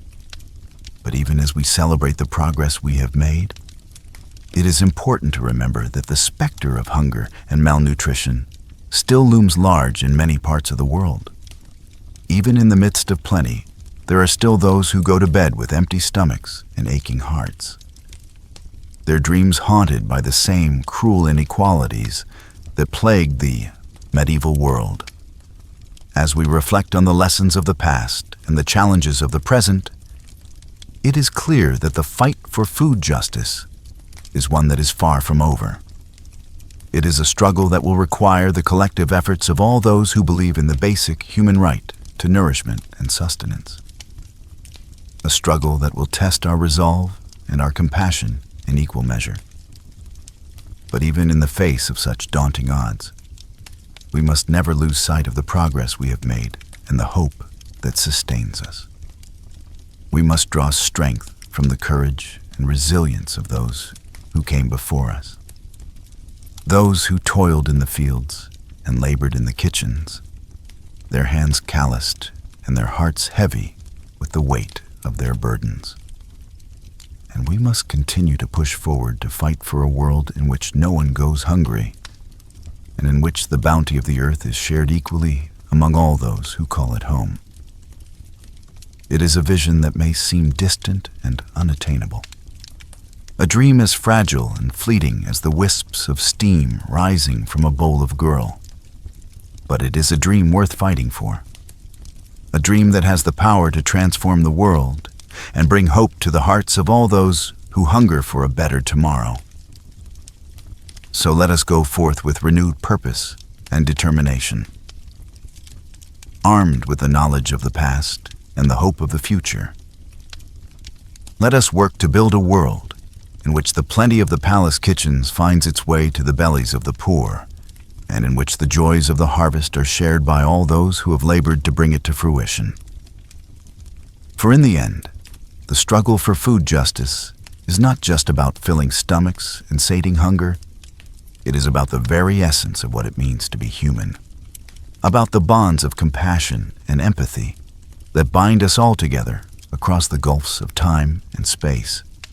It is a struggle that will require all of our strength and all of our courage. But it is a struggle that we cannot afford to lose. So let us go forth with open hearts and willing hands, ready to do our part in the great work of building a world in which all people can know the simple joy of a full belly and a contented smile. For in that world, the legacy of the medieval food culture will not be one of scarcity and deprivation, but one of abundance and hope. A testament to the enduring power of the human spirit to overcome even the darkest of times. Of course, for the peasants toiling in the fields from dawn to dusk, such extravagance was unimaginable. They subsisted on the most meager of meals, their bellies never fully sated. A typical repast might consist of a thin barley or rye porridge known as pottage, accompanied by a hunk of dense, coarse bread. If they were fortunate, they might have a small scrap of hard cheese or a few shriveled peas to add some sustenance. Meat was a rare luxury, perhaps a bit of tough, stringy, salted pork on a special occasion like Christmas or Easter. The lack of variety in the peasant diet was striking. While the nobility dined on delicacies from distant lands, the common folk made do with the same bland staples day after day. There was little to break the monotony save for the changing of the seasons, which dictated what meager produce might be available. In the spring, tender greens like nettles or dandelions might provide a welcome respite from the usual fare. Come summer, a few precious fruits, small hard apples or bitter crab apples, could be gathered from the woods. Autumn brought the harvest season, a time of backbreaking labor, but also a brief abundance of fresh grains and perhaps a slaughtered hog or two to put up salt meat for the long winter ahead. Ah, winter. The leanest and most dreaded of seasons for the medieval peasant. As the days grew short and the nights bitter cold, families huddled around smoky hearths, bellies pinched with hunger. What little food remained from the harvest had to be carefully hoarded, doled out in small portions to make it last until spring. This was the time of year when the pottage grew thinner and more watery, the bread even harder and more tooth-breaking. Starvation was a constant specter, waiting to claim the weak and vulnerable. It's hard for us to imagine such a precarious existence where a single failed crop could spell doom for an entire village. Yet for most people in the Middle Ages, this was the grim reality of daily life. They lived at the mercy of the elements, the nobility and the often cruel whims of fate. A mouth to feed was a burden as much as a blessing. Another empty belly to fill from limited resources. Even those slightly higher up the social ladder, like skilled craftsmen or prosperous freemen, rarely enjoyed much better fare than their poorer neighbors. A bowl of pottage might be enriched with a bit of precious butter or a scrap of meat. But the fundamental monotony remained. The same could be said for the monks in their abbeys and monasteries. While they generally ate better than the Leoti, subsisting on bread, cheese, fish, and ale, their diet was still quite Spartan by modern standards. Rich spices and exotic ingredients were reserved for the tables of the nobility. Speaking of ale, it was the common drink of the Middle Ages, consumed by young and old alike. Clean drinking water was often scarce, and the fermentation process provided some protection against waterborne illnesses. But even this small comfort could be adulterated by unscrupulous brewers stretching their product with unsavory additives. Dishonest bakers might do the same with bread, mixing the precious wheat flour with cheaper grains, bran, or even sawdust and chalk. Such deceits were officially frowned upon and could be harshly punished if discovered. But the desperate realities of the time made them all too common.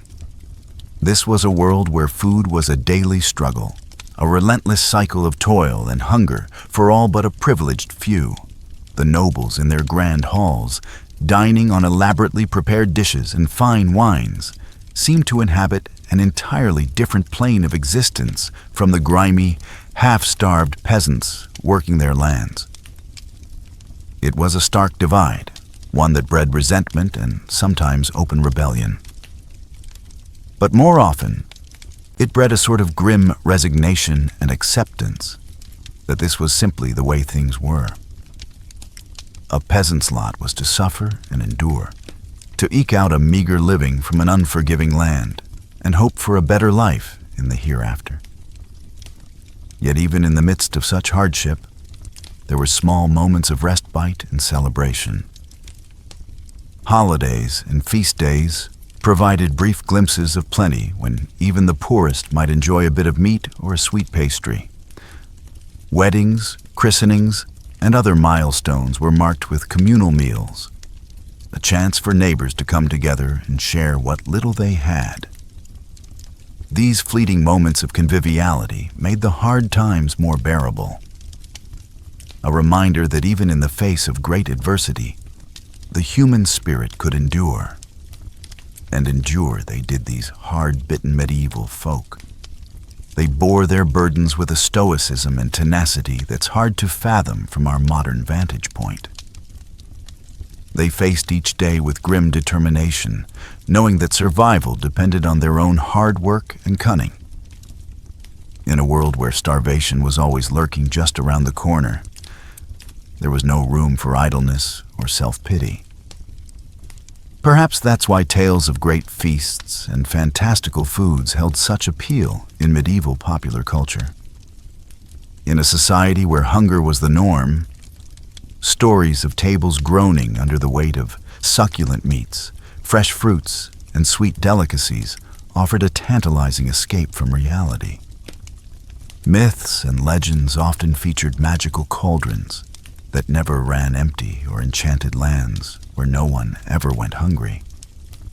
These fanciful tales spoke to a deep, unquenchable yearning for plenty in a world defined by scarcity. But while the medieval peasant might dream of such wonders, their daily reality remained one of unrelenting hardship. The specter of famine was never far away, ready to descend at the first sign of blight or drought. And even in good times, the diet of the common folk was woefully inadequate by modern nutritional standards, heavy on grains and light on pretty much everything else. It left much of the population malnourished and susceptible to disease. This chronic malnutrition had far-reaching effects on medieval society. It stunted growth, weakened immune systems, and made childbirth even more perilous than it already was. It sapped strength and vitality, leaving peasants ill-equipped to handle the backbreaking labor that was their lot in life. And it contributed to the general sense of misery and desperation that hung over so much of the medieval world like a pool.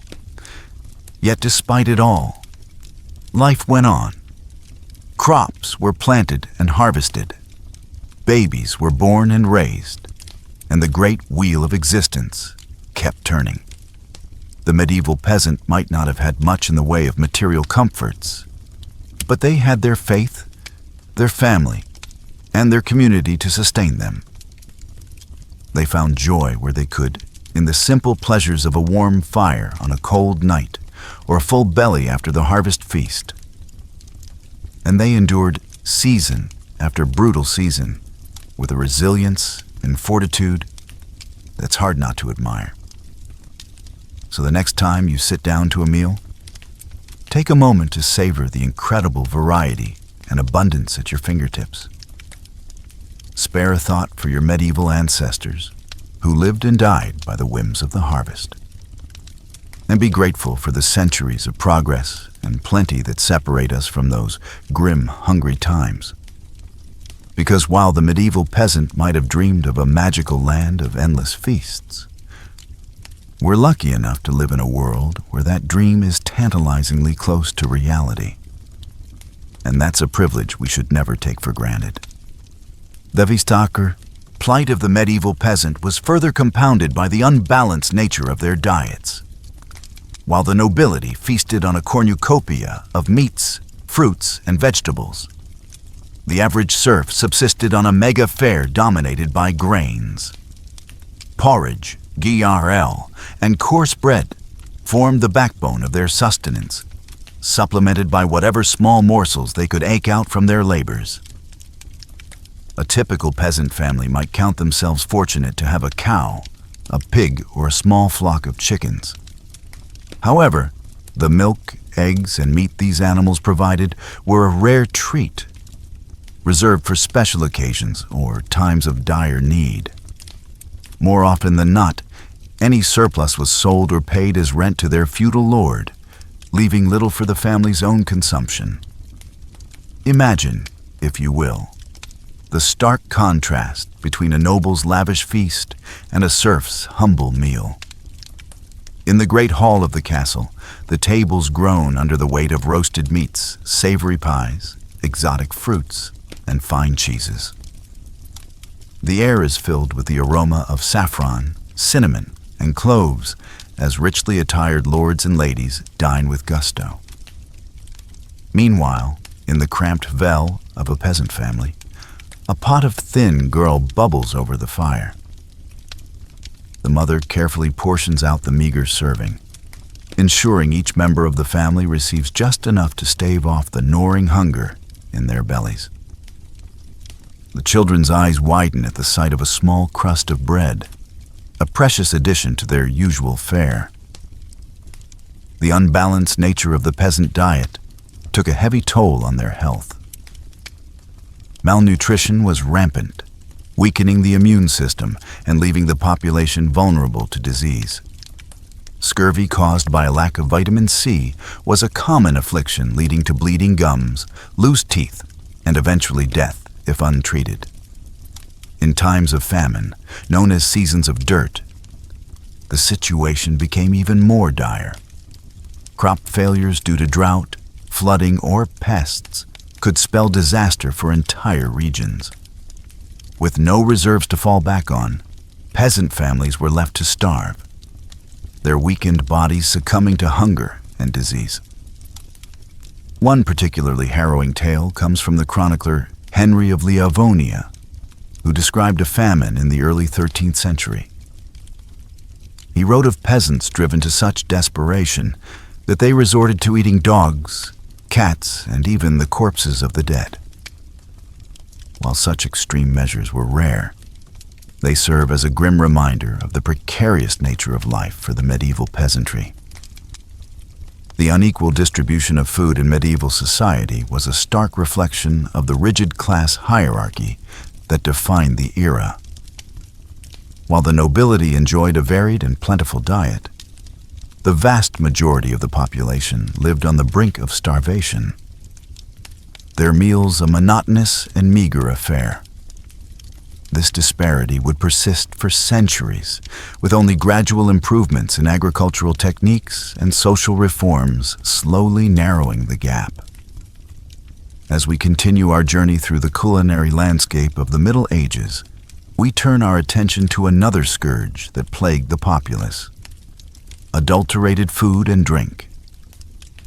In a time before strict regulations and quality control, unscrupulous merchants and producers often resorted to cutting corners and deceiving their customers in the name of profit. One common target for adulteration was bread, a staple of the medieval diet. Bakers seeking to stretch their meager supplies of flour would mix in a variety of unsavory additives. Ground acorns, chalk, sawdust, and even ground bones were among the fillers used to bulk up the loaves. The resulting bread was often dense, gritty, and lacking in both flavor and nutrition. Ale and wine, the favored drinks of the era, were also subject to tampering. In a time when clean drinking water was often scarce, these fermented beverages were seen as a safer alternative. However, unscrupulous brewers and vendors would often water down their products to increase their profits, resulting in weak, insipid drinks that did little to quench the thirst or lift the spirits. The story of Agnes, the Elu wife, illustrates the temptation to adulterate one's wares. Agnes, a widow struggling to make ends meet, relied on the meager profits from her small brewing operation to support herself and her children. One particularly lean year, with the price of grain soaring and her customers dwindling, Agnes made the fateful decision to water down her ale, stretching her limited supply to sell more volume. At first, her deception went unnoticed, and Agnes breathed a sigh of relief as the coins clinked into her purse. However, word soon spread of the weak, tasteless brew, and her once loyal customers began to seek out other alehouses. Agnes's reputation was ruined, and she was forced to close her doors, leaving her family to face an uncertain future. While medieval authorities did attempt to regulate the quality of food and drink, enforcement was often lax and inconsistent. The Assay of Bread and Ale, a 13th century English law, set strict standards for the weight and price of these staples. But bakers and brewers found creative ways to skirt the rules. Fines and public humiliation were common punishments for those caught adulterating their products. But the lure of easy profits often outweighed the risk of getting caught. The prevalence of adulterated food and drink in medieval society added yet another layer of misery to the already challenging lives of the common people. Not only were their diets monotonous and nutritionally deficient, but they also had to contend with the constant threat of being cheated or sickened by unscrupulous producers. It was a harsh reminder of the powerlessness of the masses in the face of a system stacked against them. As we delve deeper into the realities of medieval food, it becomes increasingly clear that the romantic image of a bountiful rustic past is a far cry from the truth. For the vast majority of the population, eating was a daily struggle fraught with scarcity, monotony, and the ever-present specter of adulteration. In a world where food was quite literally a matter of life and death, the medieval peasant had little choice but to make do with whatever meager sustenance they could scrape together. But the challenges of medieval dining were not limited to the quality and quantity of the food itself. The very environment in which people ate was often a source of discomfort and even danger. In our next chapter, we will explore the unsanitary conditions that plagued the medieval world and how they contributed to the overall misery of the era's culinary landscape. Picture, if you will, a typical peasant dwelling in the Middle Ages. The small, cramped space is shared not only by the human occupants, but also by a menagerie of livestock. Chickens peck at the dirt floor while a pig roots in the corner, seeking out any stray scraps of food. The air is thick with the pungent aroma of unwashed bodies, animal dung, and wood smoke. In such close quarters, the line between living space and barnyard was often blurred. Livestock were kept indoors not only for their own safety, but also for the warmth they provided during the cold winter months. However, this practice came at a steep price in terms of sanitation and hygiene. Animal waste combined with the general lack of cleanliness created a breeding ground for disease. Flies buzzed incessantly, spreading filth and contamination from one surface to another.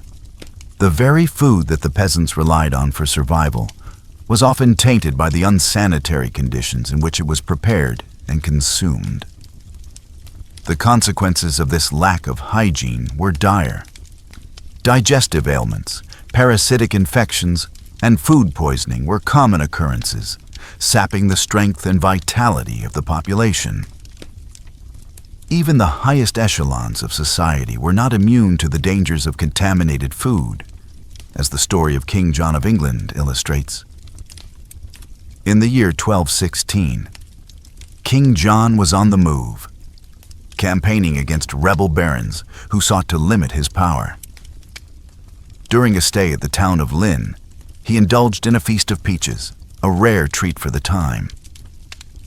However, unbeknownst to the king, the peaches had been improperly stored and had begun to rot. Consumed by hunger and a love of exotic fruits, John ate his fill, only to fall violently ill shortly thereafter. Racked by dysentery and fever, the king's health rapidly deteriorated.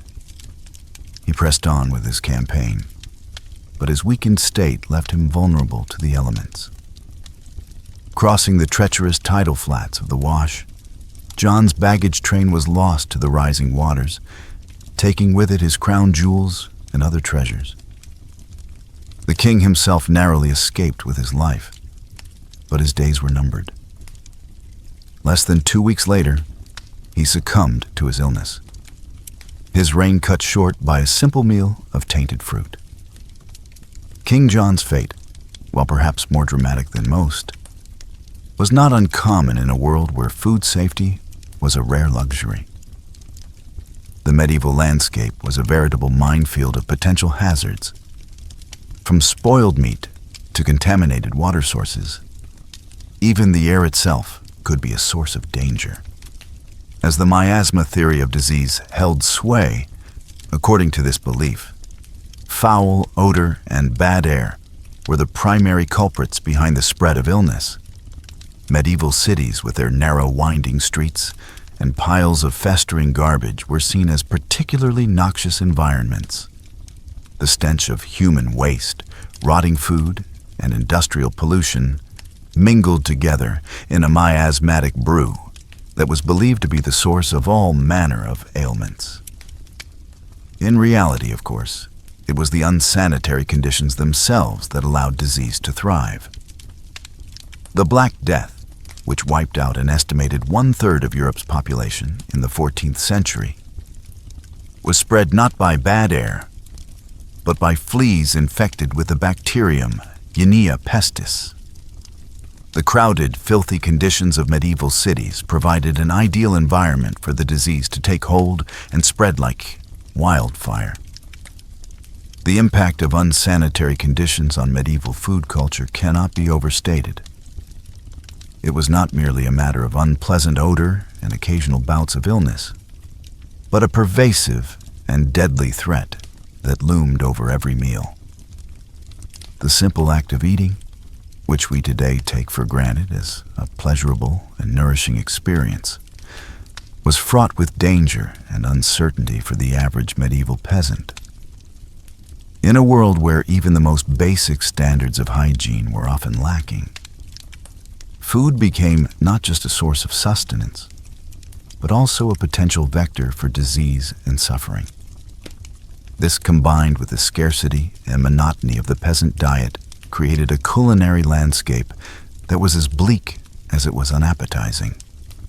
As we continue our exploration of why food in medieval times sucked, it is important to remember that the challenges we have discussed so far, the lack of variety, the difficulty of preservation, the unbalanced diets, and the unsanitary conditions were not the only factors at play.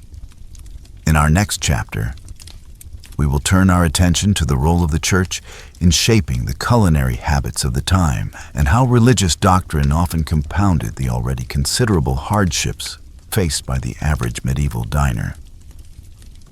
But first, let us take a moment to reflect on the incredible resilience and adaptability of our ancestors. In the face of unimaginable adversity, they found ways to survive and even thrive, leaving behind a legacy that continues to shape our world to this day. As we tuck into our own meals, let us spare a thought for the medieval peasant whose daily struggle for sustenance was a testament to the indomitable human spirit. For the medieval peasant, the hardships of daily life were compounded by the strict religious doctrines of the Catholic Church.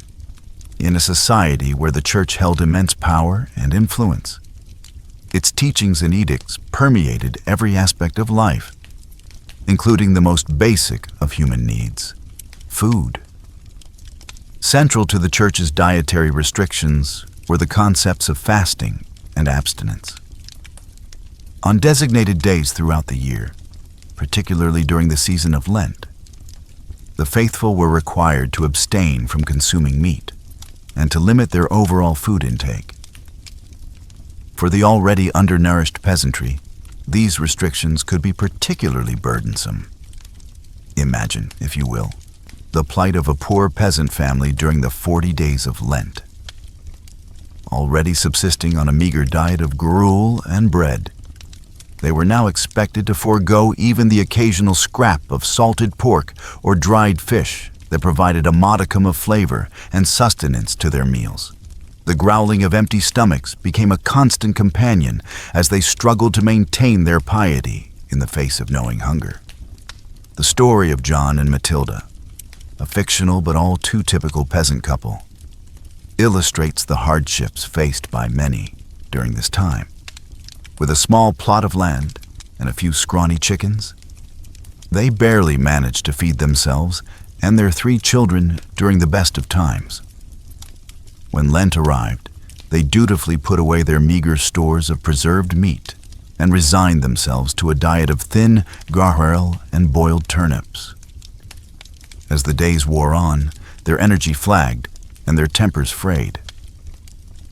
The children, too young to understand the reasons behind their deprivation, cried incessantly from hunger. John, a devout man, struggled to maintain his faith in the face of such hardship, while Matilda secretly dreamed of the savory stew she would make when Lent was finally over. The couple's plight was not unique. Across the land, peasant families face similar struggles, their already meager diets further restricted by the dictates of the church. Some, driven by desperation, resorted to poaching in the royal forests, risking severe punishment if caught. Others simply went without, their bodies weakening and their spirits breaking under the weight of their devotion. While the intentions behind the church's dietary restrictions were ostensibly noble, to encourage spiritual reflection and penance, their impact on the peasantry was often dire. In a society already plagued by scarcity and inequality, the added burden of religious fasting could be the difference between life and death. Yet, even in the midst of such hardship, there were glimmers of hope and compassion. Monasteries and abbeys with their vast land holdings and well-towed ladders often served as a source of food aid for the poor. Monks and nuns bound by their vows of charity and hospitality would distribute bread and ale to the hungry, providing a brief respite from the gnawing pain of an empty belly. One such story tells of a kind-hearted abbess named Hildegard, who, upon seeing the gaunt faces of the peasants who came to her abbey seeking alms, ordered her kitchens to prepare a hearty pottage of vegetables and barley to be distributed to all who asked. The grateful recipients, their spirits lifted by this unexpected act of kindness, returned to their homes with renewed strength and a glimmer of hope in their hearts. Such acts of compassion, however, were all too rare in a world where the divide between rich and poor was vast and unyielding. The church, for all its teachings of love and charity, was often complicit in maintaining the rigid social hierarchy that kept the peasantry in a state of perpetual poverty and hunger. As we reflect on the role of religion in shaping the culinary landscape of medieval Europe, it is important to recognize the complex interplay of faith, power, and social inequality that defined the era. For the peasantry, food was not merely a matter of sustenance, but a daily reminder of their place in a world where even the most basic of human needs could be subject to the whims of the powerful. In our final chapter, we will explore the concept of the medieval feast and how it served as a stark contrast to the daily realities faced by the common people. Through the lens of this lavish display of wealth and abundance, we will come to understand the true depths of the inequality that defined the era and the ways in which food served as both a source of nourishment and a symbol of social division. But first, let us pause for a moment and imagine ourselves in the place of the medieval peasant, their hunger a constant companion and their faith tested by the unyielding dictates of the church. In their struggles and their resilience, we may find a deeper appreciation for the abundance and choice that we so often take for granted in our own lives. As we have seen, the life of a medieval peasant was one of constant hardship and deprivation. with food being a daily struggle rather than a source of pleasure or comfort. Yet, in stark contrast to this bleak reality, there existed another world entirely, that of the royal feast. In the great halls of castles and palaces, the nobility would gather to indulge in lavish banquets that were a far cry from the meager affair of the common people. These feasts were not just a display of wealth and power, but also a symbol of the vast chasm that existed between the ruling class and the masses. Imagine, if you will, the scene of a grand medieval feast. The great hall is lit by the flickering light of countless candles, their warm glow illuminating the rich tapestries and gleaming silver that adorn the walls. The tables are laden with a vast array of dishes, each more sumptuous than the last. At the center of the table sits a magnificent roasted boar, its crisp golden skin glistening with fat. Surrounding it are platters of roasted fowl, their succulent flesh stuffed with exotic spices and herbs.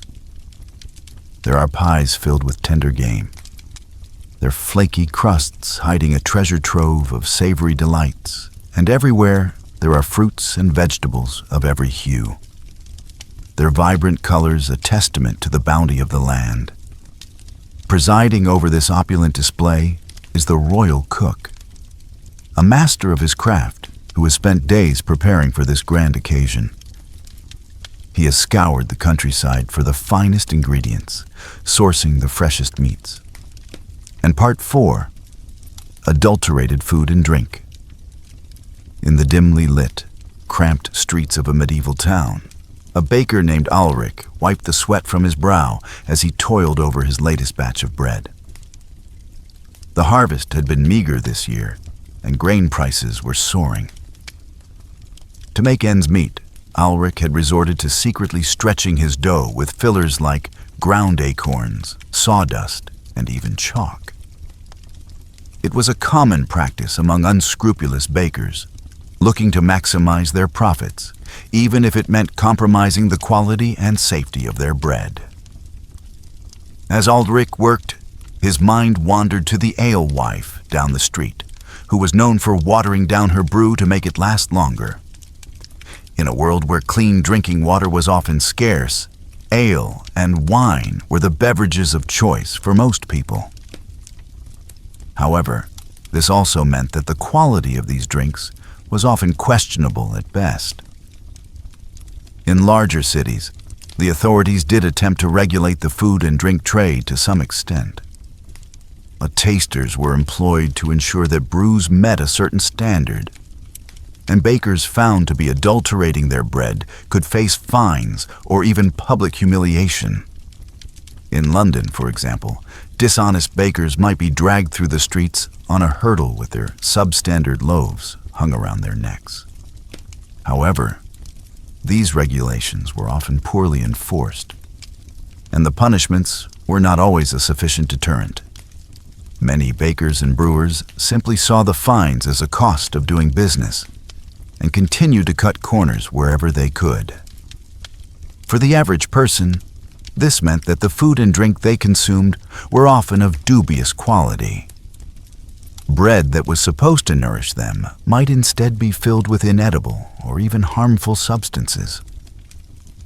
A lay that was meant to quench their thirst might be so watered down that it provided little refreshment.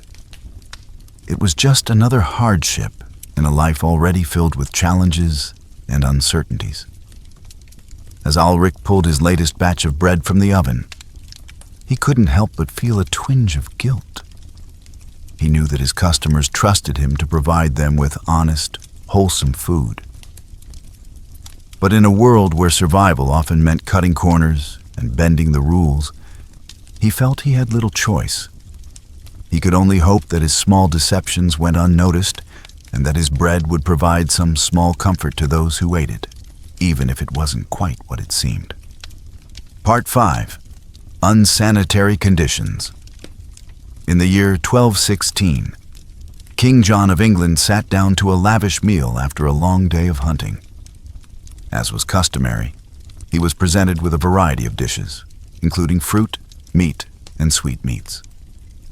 However, unbeknownst to the king, the peaches he consumed that day were spoiled, likely due to improper storage and handling. Shortly after the meal, John fell violently ill with dysentery, a disease that would ultimately claim his life. While the exact cause of King John's death has been debated by historians, his story illustrates a stark reality of medieval life. Unsanitary conditions were rampant, and they took a serious toll on people's health and well-being. In many medieval households, livestock were often kept inside the home for warmth and safety. While this arrangement provided some comfort and security, it also meant that homes were constantly contaminated with animal waste and vermin. Fleas, lice, and rats were common companions, spreading disease and making life miserable for the home's human occupants. The situation was even worse in medieval cities, where garbage and human waste were often simply dumped into the streets or nearby rivers. With no understanding of germ theory or the importance of hygiene, people lived in close proximity to filth and squalor, creating the perfect breeding ground for disease. The consequences of these unsanitary conditions were severe. Dysentery, like that which killed King John, was a common killer spread through contaminated food and water. Other diseases like typhoid fever, cholera, and even the dreaded Black Death also thrived in the filthy conditions of medieval cities. For the average person, there was little escape from the constant threat of illness. Even the food they ate and the water they drank were often tainted with disease-causing microbes. In a world without antibiotics or modern medical knowledge, even a minor infection could quickly become life-threatening. The story of King Jay's death, while notable due to his status, was far from unique. For rich and poor alike, the specter of disease and death was a constant presence, fueled in large part by the unsanitary conditions in which they lived. It was a grim reality of medieval life, and one that would persist for centuries until the advent of modern sanitation and hygiene practices. As the sun set over the medieval city, the stench of waste and decay hung heavy in the air. In the distance, the bells of the church tolled, a somber reminder of the many lives claimed by the filth and squalor of the streets. For the people of the city, it was just another day in a world where cleanliness was a luxury and disease was a constant companion. Part 6. The Influence of the Church. In a small cottage on the outskirts of a medieval village, a peasant family gathered around their meager evening meal. The fare was simple: a thin pottage made from vegetables and a scrap of salted pork, accompanied by a hard crust of bread. It was Lent, and the family was doing their best to honor the church's mandate to fast and abstain from meat during this holy season. For the peasants, the Lenten fast was a particularly difficult challenge. Their diets were already severely limited by their poverty and the scarcity of food. Giving up what little meat they had access to meant subsisting on an even more meager and monotonous diet than usual. The church's influence on medieval cuisine was significant and far-reaching. In addition to the Lenten fast, the church also mandated meatless days throughout the year, typically Wednesdays, Fridays, and Saturdays. For the wealthy, these restrictions were an inconvenience, but for the poor, they could mean the difference between a full belly and hunger. Despite the hardships imposed by the church's dietary rules, there were some small consolations. Monasteries and abbeys often provided food aid to the hungry as a form of charity. Monks and nuns would distribute bread, ale, and sometimes even meat to the poor. particularly on holy days and festivals. However, this charity was not always enough to alleviate the suffering of the peasantry. In times of extreme scarcity, some peasants resorted to poaching game from the royal forests, risking severe punishments if caught. The church, in collaboration with the secular authorities, strictly enforced these hunting bans, viewing poaching as a sin against God and a crime against the king. As the peasant family finished their meager Lenten meal, they bowed their heads in prayer, thanking God for what little they had. They knew that the fast would not last forever, and that Easter would bring a brief respite from the monotony and scarcity of their diet. But they also knew that the church's influence on their daily lives would continue long after Lent had ended. The cycle of fasting and feasting, of scarcity and abundance, was woven into the very fabric of medieval life, shaping not only what people ate, but how they lived and worshipped. In the grand cathedrals and humble parish churches, the priests preached the virtues of fasting and self-denial. But for the peasants, these virtues were not a choice, but a necessity. They lived their lives in the shadow of the church, their stomachs growling with hunger as they prayed for a better world to come. Part 4. Adulterated food and drink. Even when food was available, there was no guarantee it would be wholesome or pure. In a world without industry regulations or safety standards, deception and corner-cutting ran rampant. Imagine the plight of the humble baker eking out a living by selling his bread to the townsfolk. Desperate to stretch his meager supply of flour, he might resort to mixing in fillers like ground acorns, sawdust, or even chalk. While these additives may have bulked up the loaves, they certainly didn't make for a nutritious or appetizing meal. The bakers weren't the only culprits, though. Unscrupulous brewers and vendors were notorious for watering down their wares to maximize profits. In a time when clean drinking water was often scarce, people relied on ale and wine to quench their thirst. But the alcohol content of these beverages was often much lower than advertised, leaving the drinker unsatisfied and still parched. Picture an alewife in a bustling town surrounded by thirsty patrons clamoring for a pint. She ladles out the weak, watery brew with a guilty conscience, knowing that she's cheating her customers. But what choice does she have? The taxes are high, the grain is expensive, and she needs to make ends meet somehow. She silently thanks the heavens that most of her clientele are already too drunk to notice the deception. It wasn't all selfish greed driving these acts of food fraud, though. In a society plagued by scarcity and hunger, many people simply couldn't afford to be picky. They'd gladly accept a loaf of bread filled with sawdust over no bread at all. And when crops failed and famine struck, people resorted to eating whatever they could get their hands on just to survive. Grass, roots, even tree bark. Attempts were made by authorities to crack down on food adulterators. In England, the size of bread and ale in the 13th century set out harsh penalties for bakers and brewers caught cheating their customers. Fines, public humiliation, even corporal punishment awaited those who dared to tamper with the purity of the staples. But with limited means of enforcement and the constant pressure of scarcity, such laws did little to stem the tide of food fraud in the medieval world. So the next time you bite into a fresh, crusty baguette or sip a cool, crisp lager, take a moment to appreciate how far we've come. In our world of abundant food choices and stringent quality control, it's easy to forget that for our medieval ancestors, every morsel was a gamble, and a full belly was never a guarantee. Their daily sustenance was often as much a product of deception and desperation as it was of nourishment and pleasure.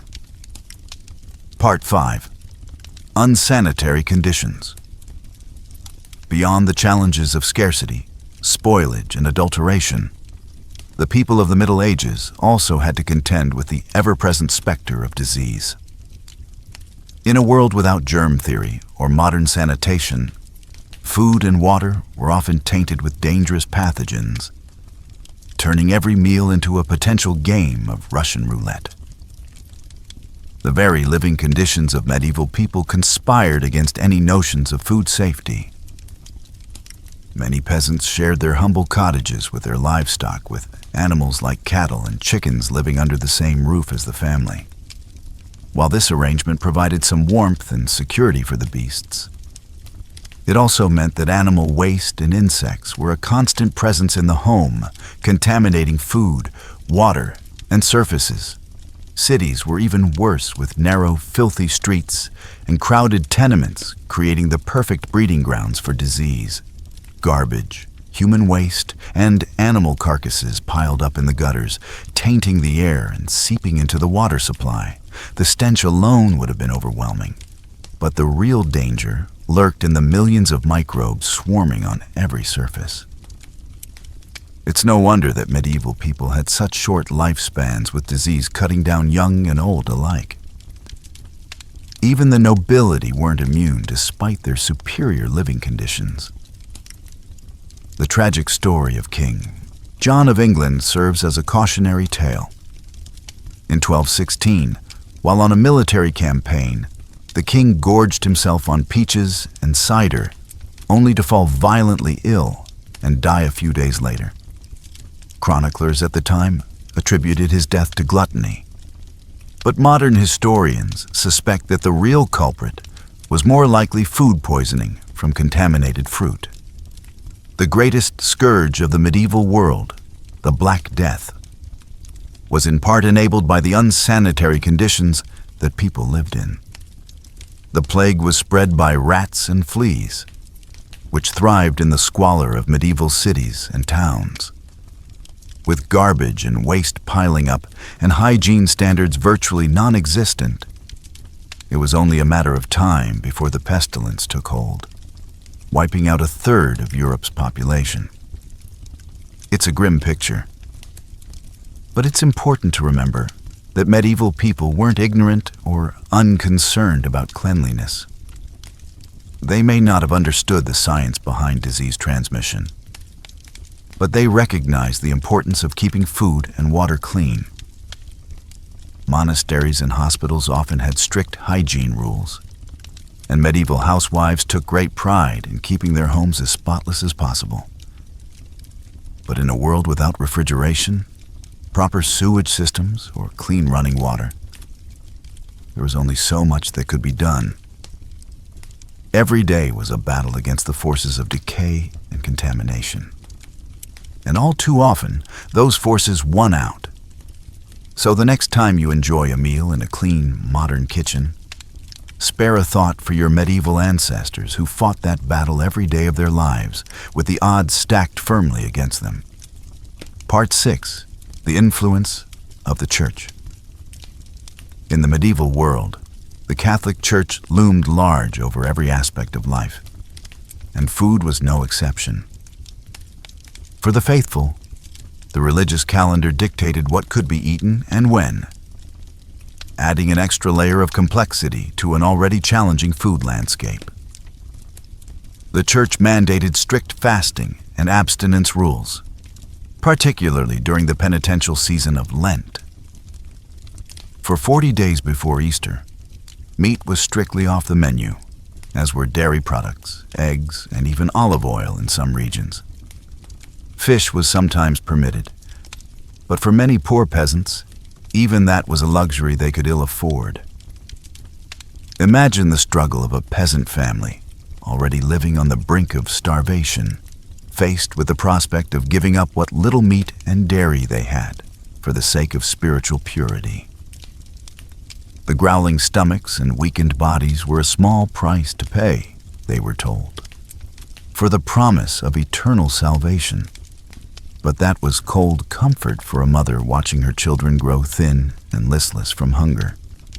Even outside of Lent, the church's influence could be felt in the rhythms of the weekly menu.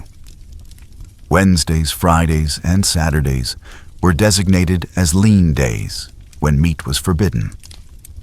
For the wealthy, this simply meant substituting fish or other luxuries.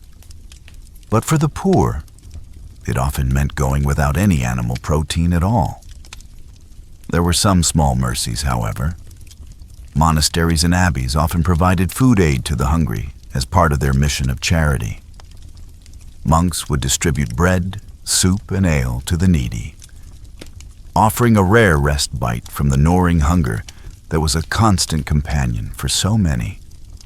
Some even opened their doors to travelers, providing a warm meal and a bed for the night to those who could not afford an inn.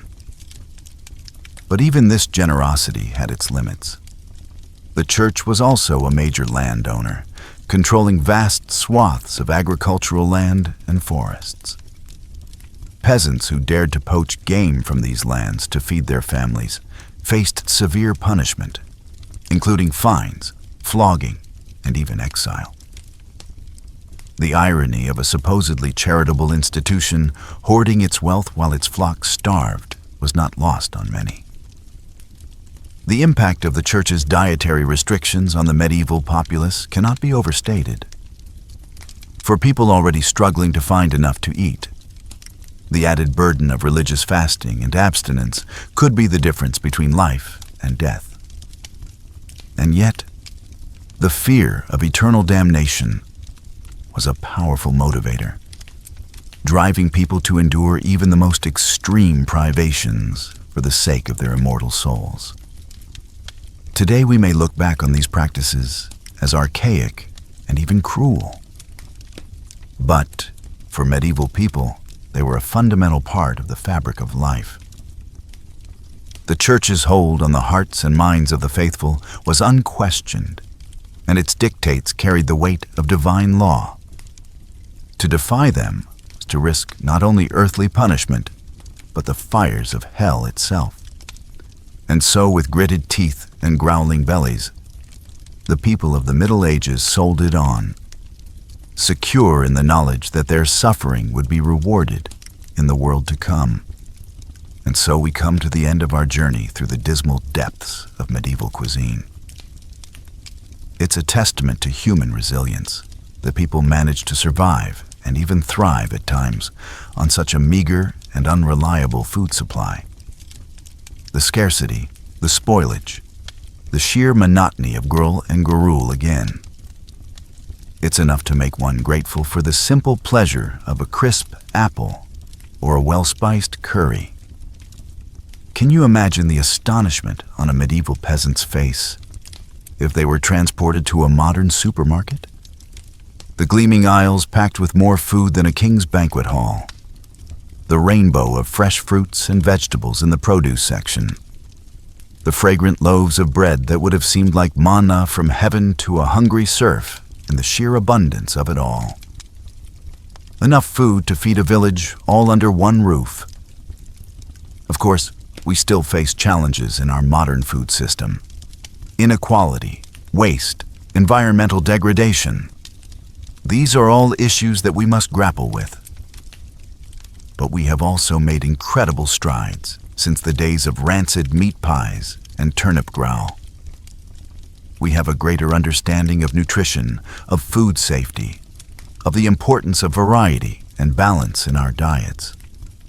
We have the ability to preserve and transport food across the great distances to enjoy flavors from around the world in our own kitchens.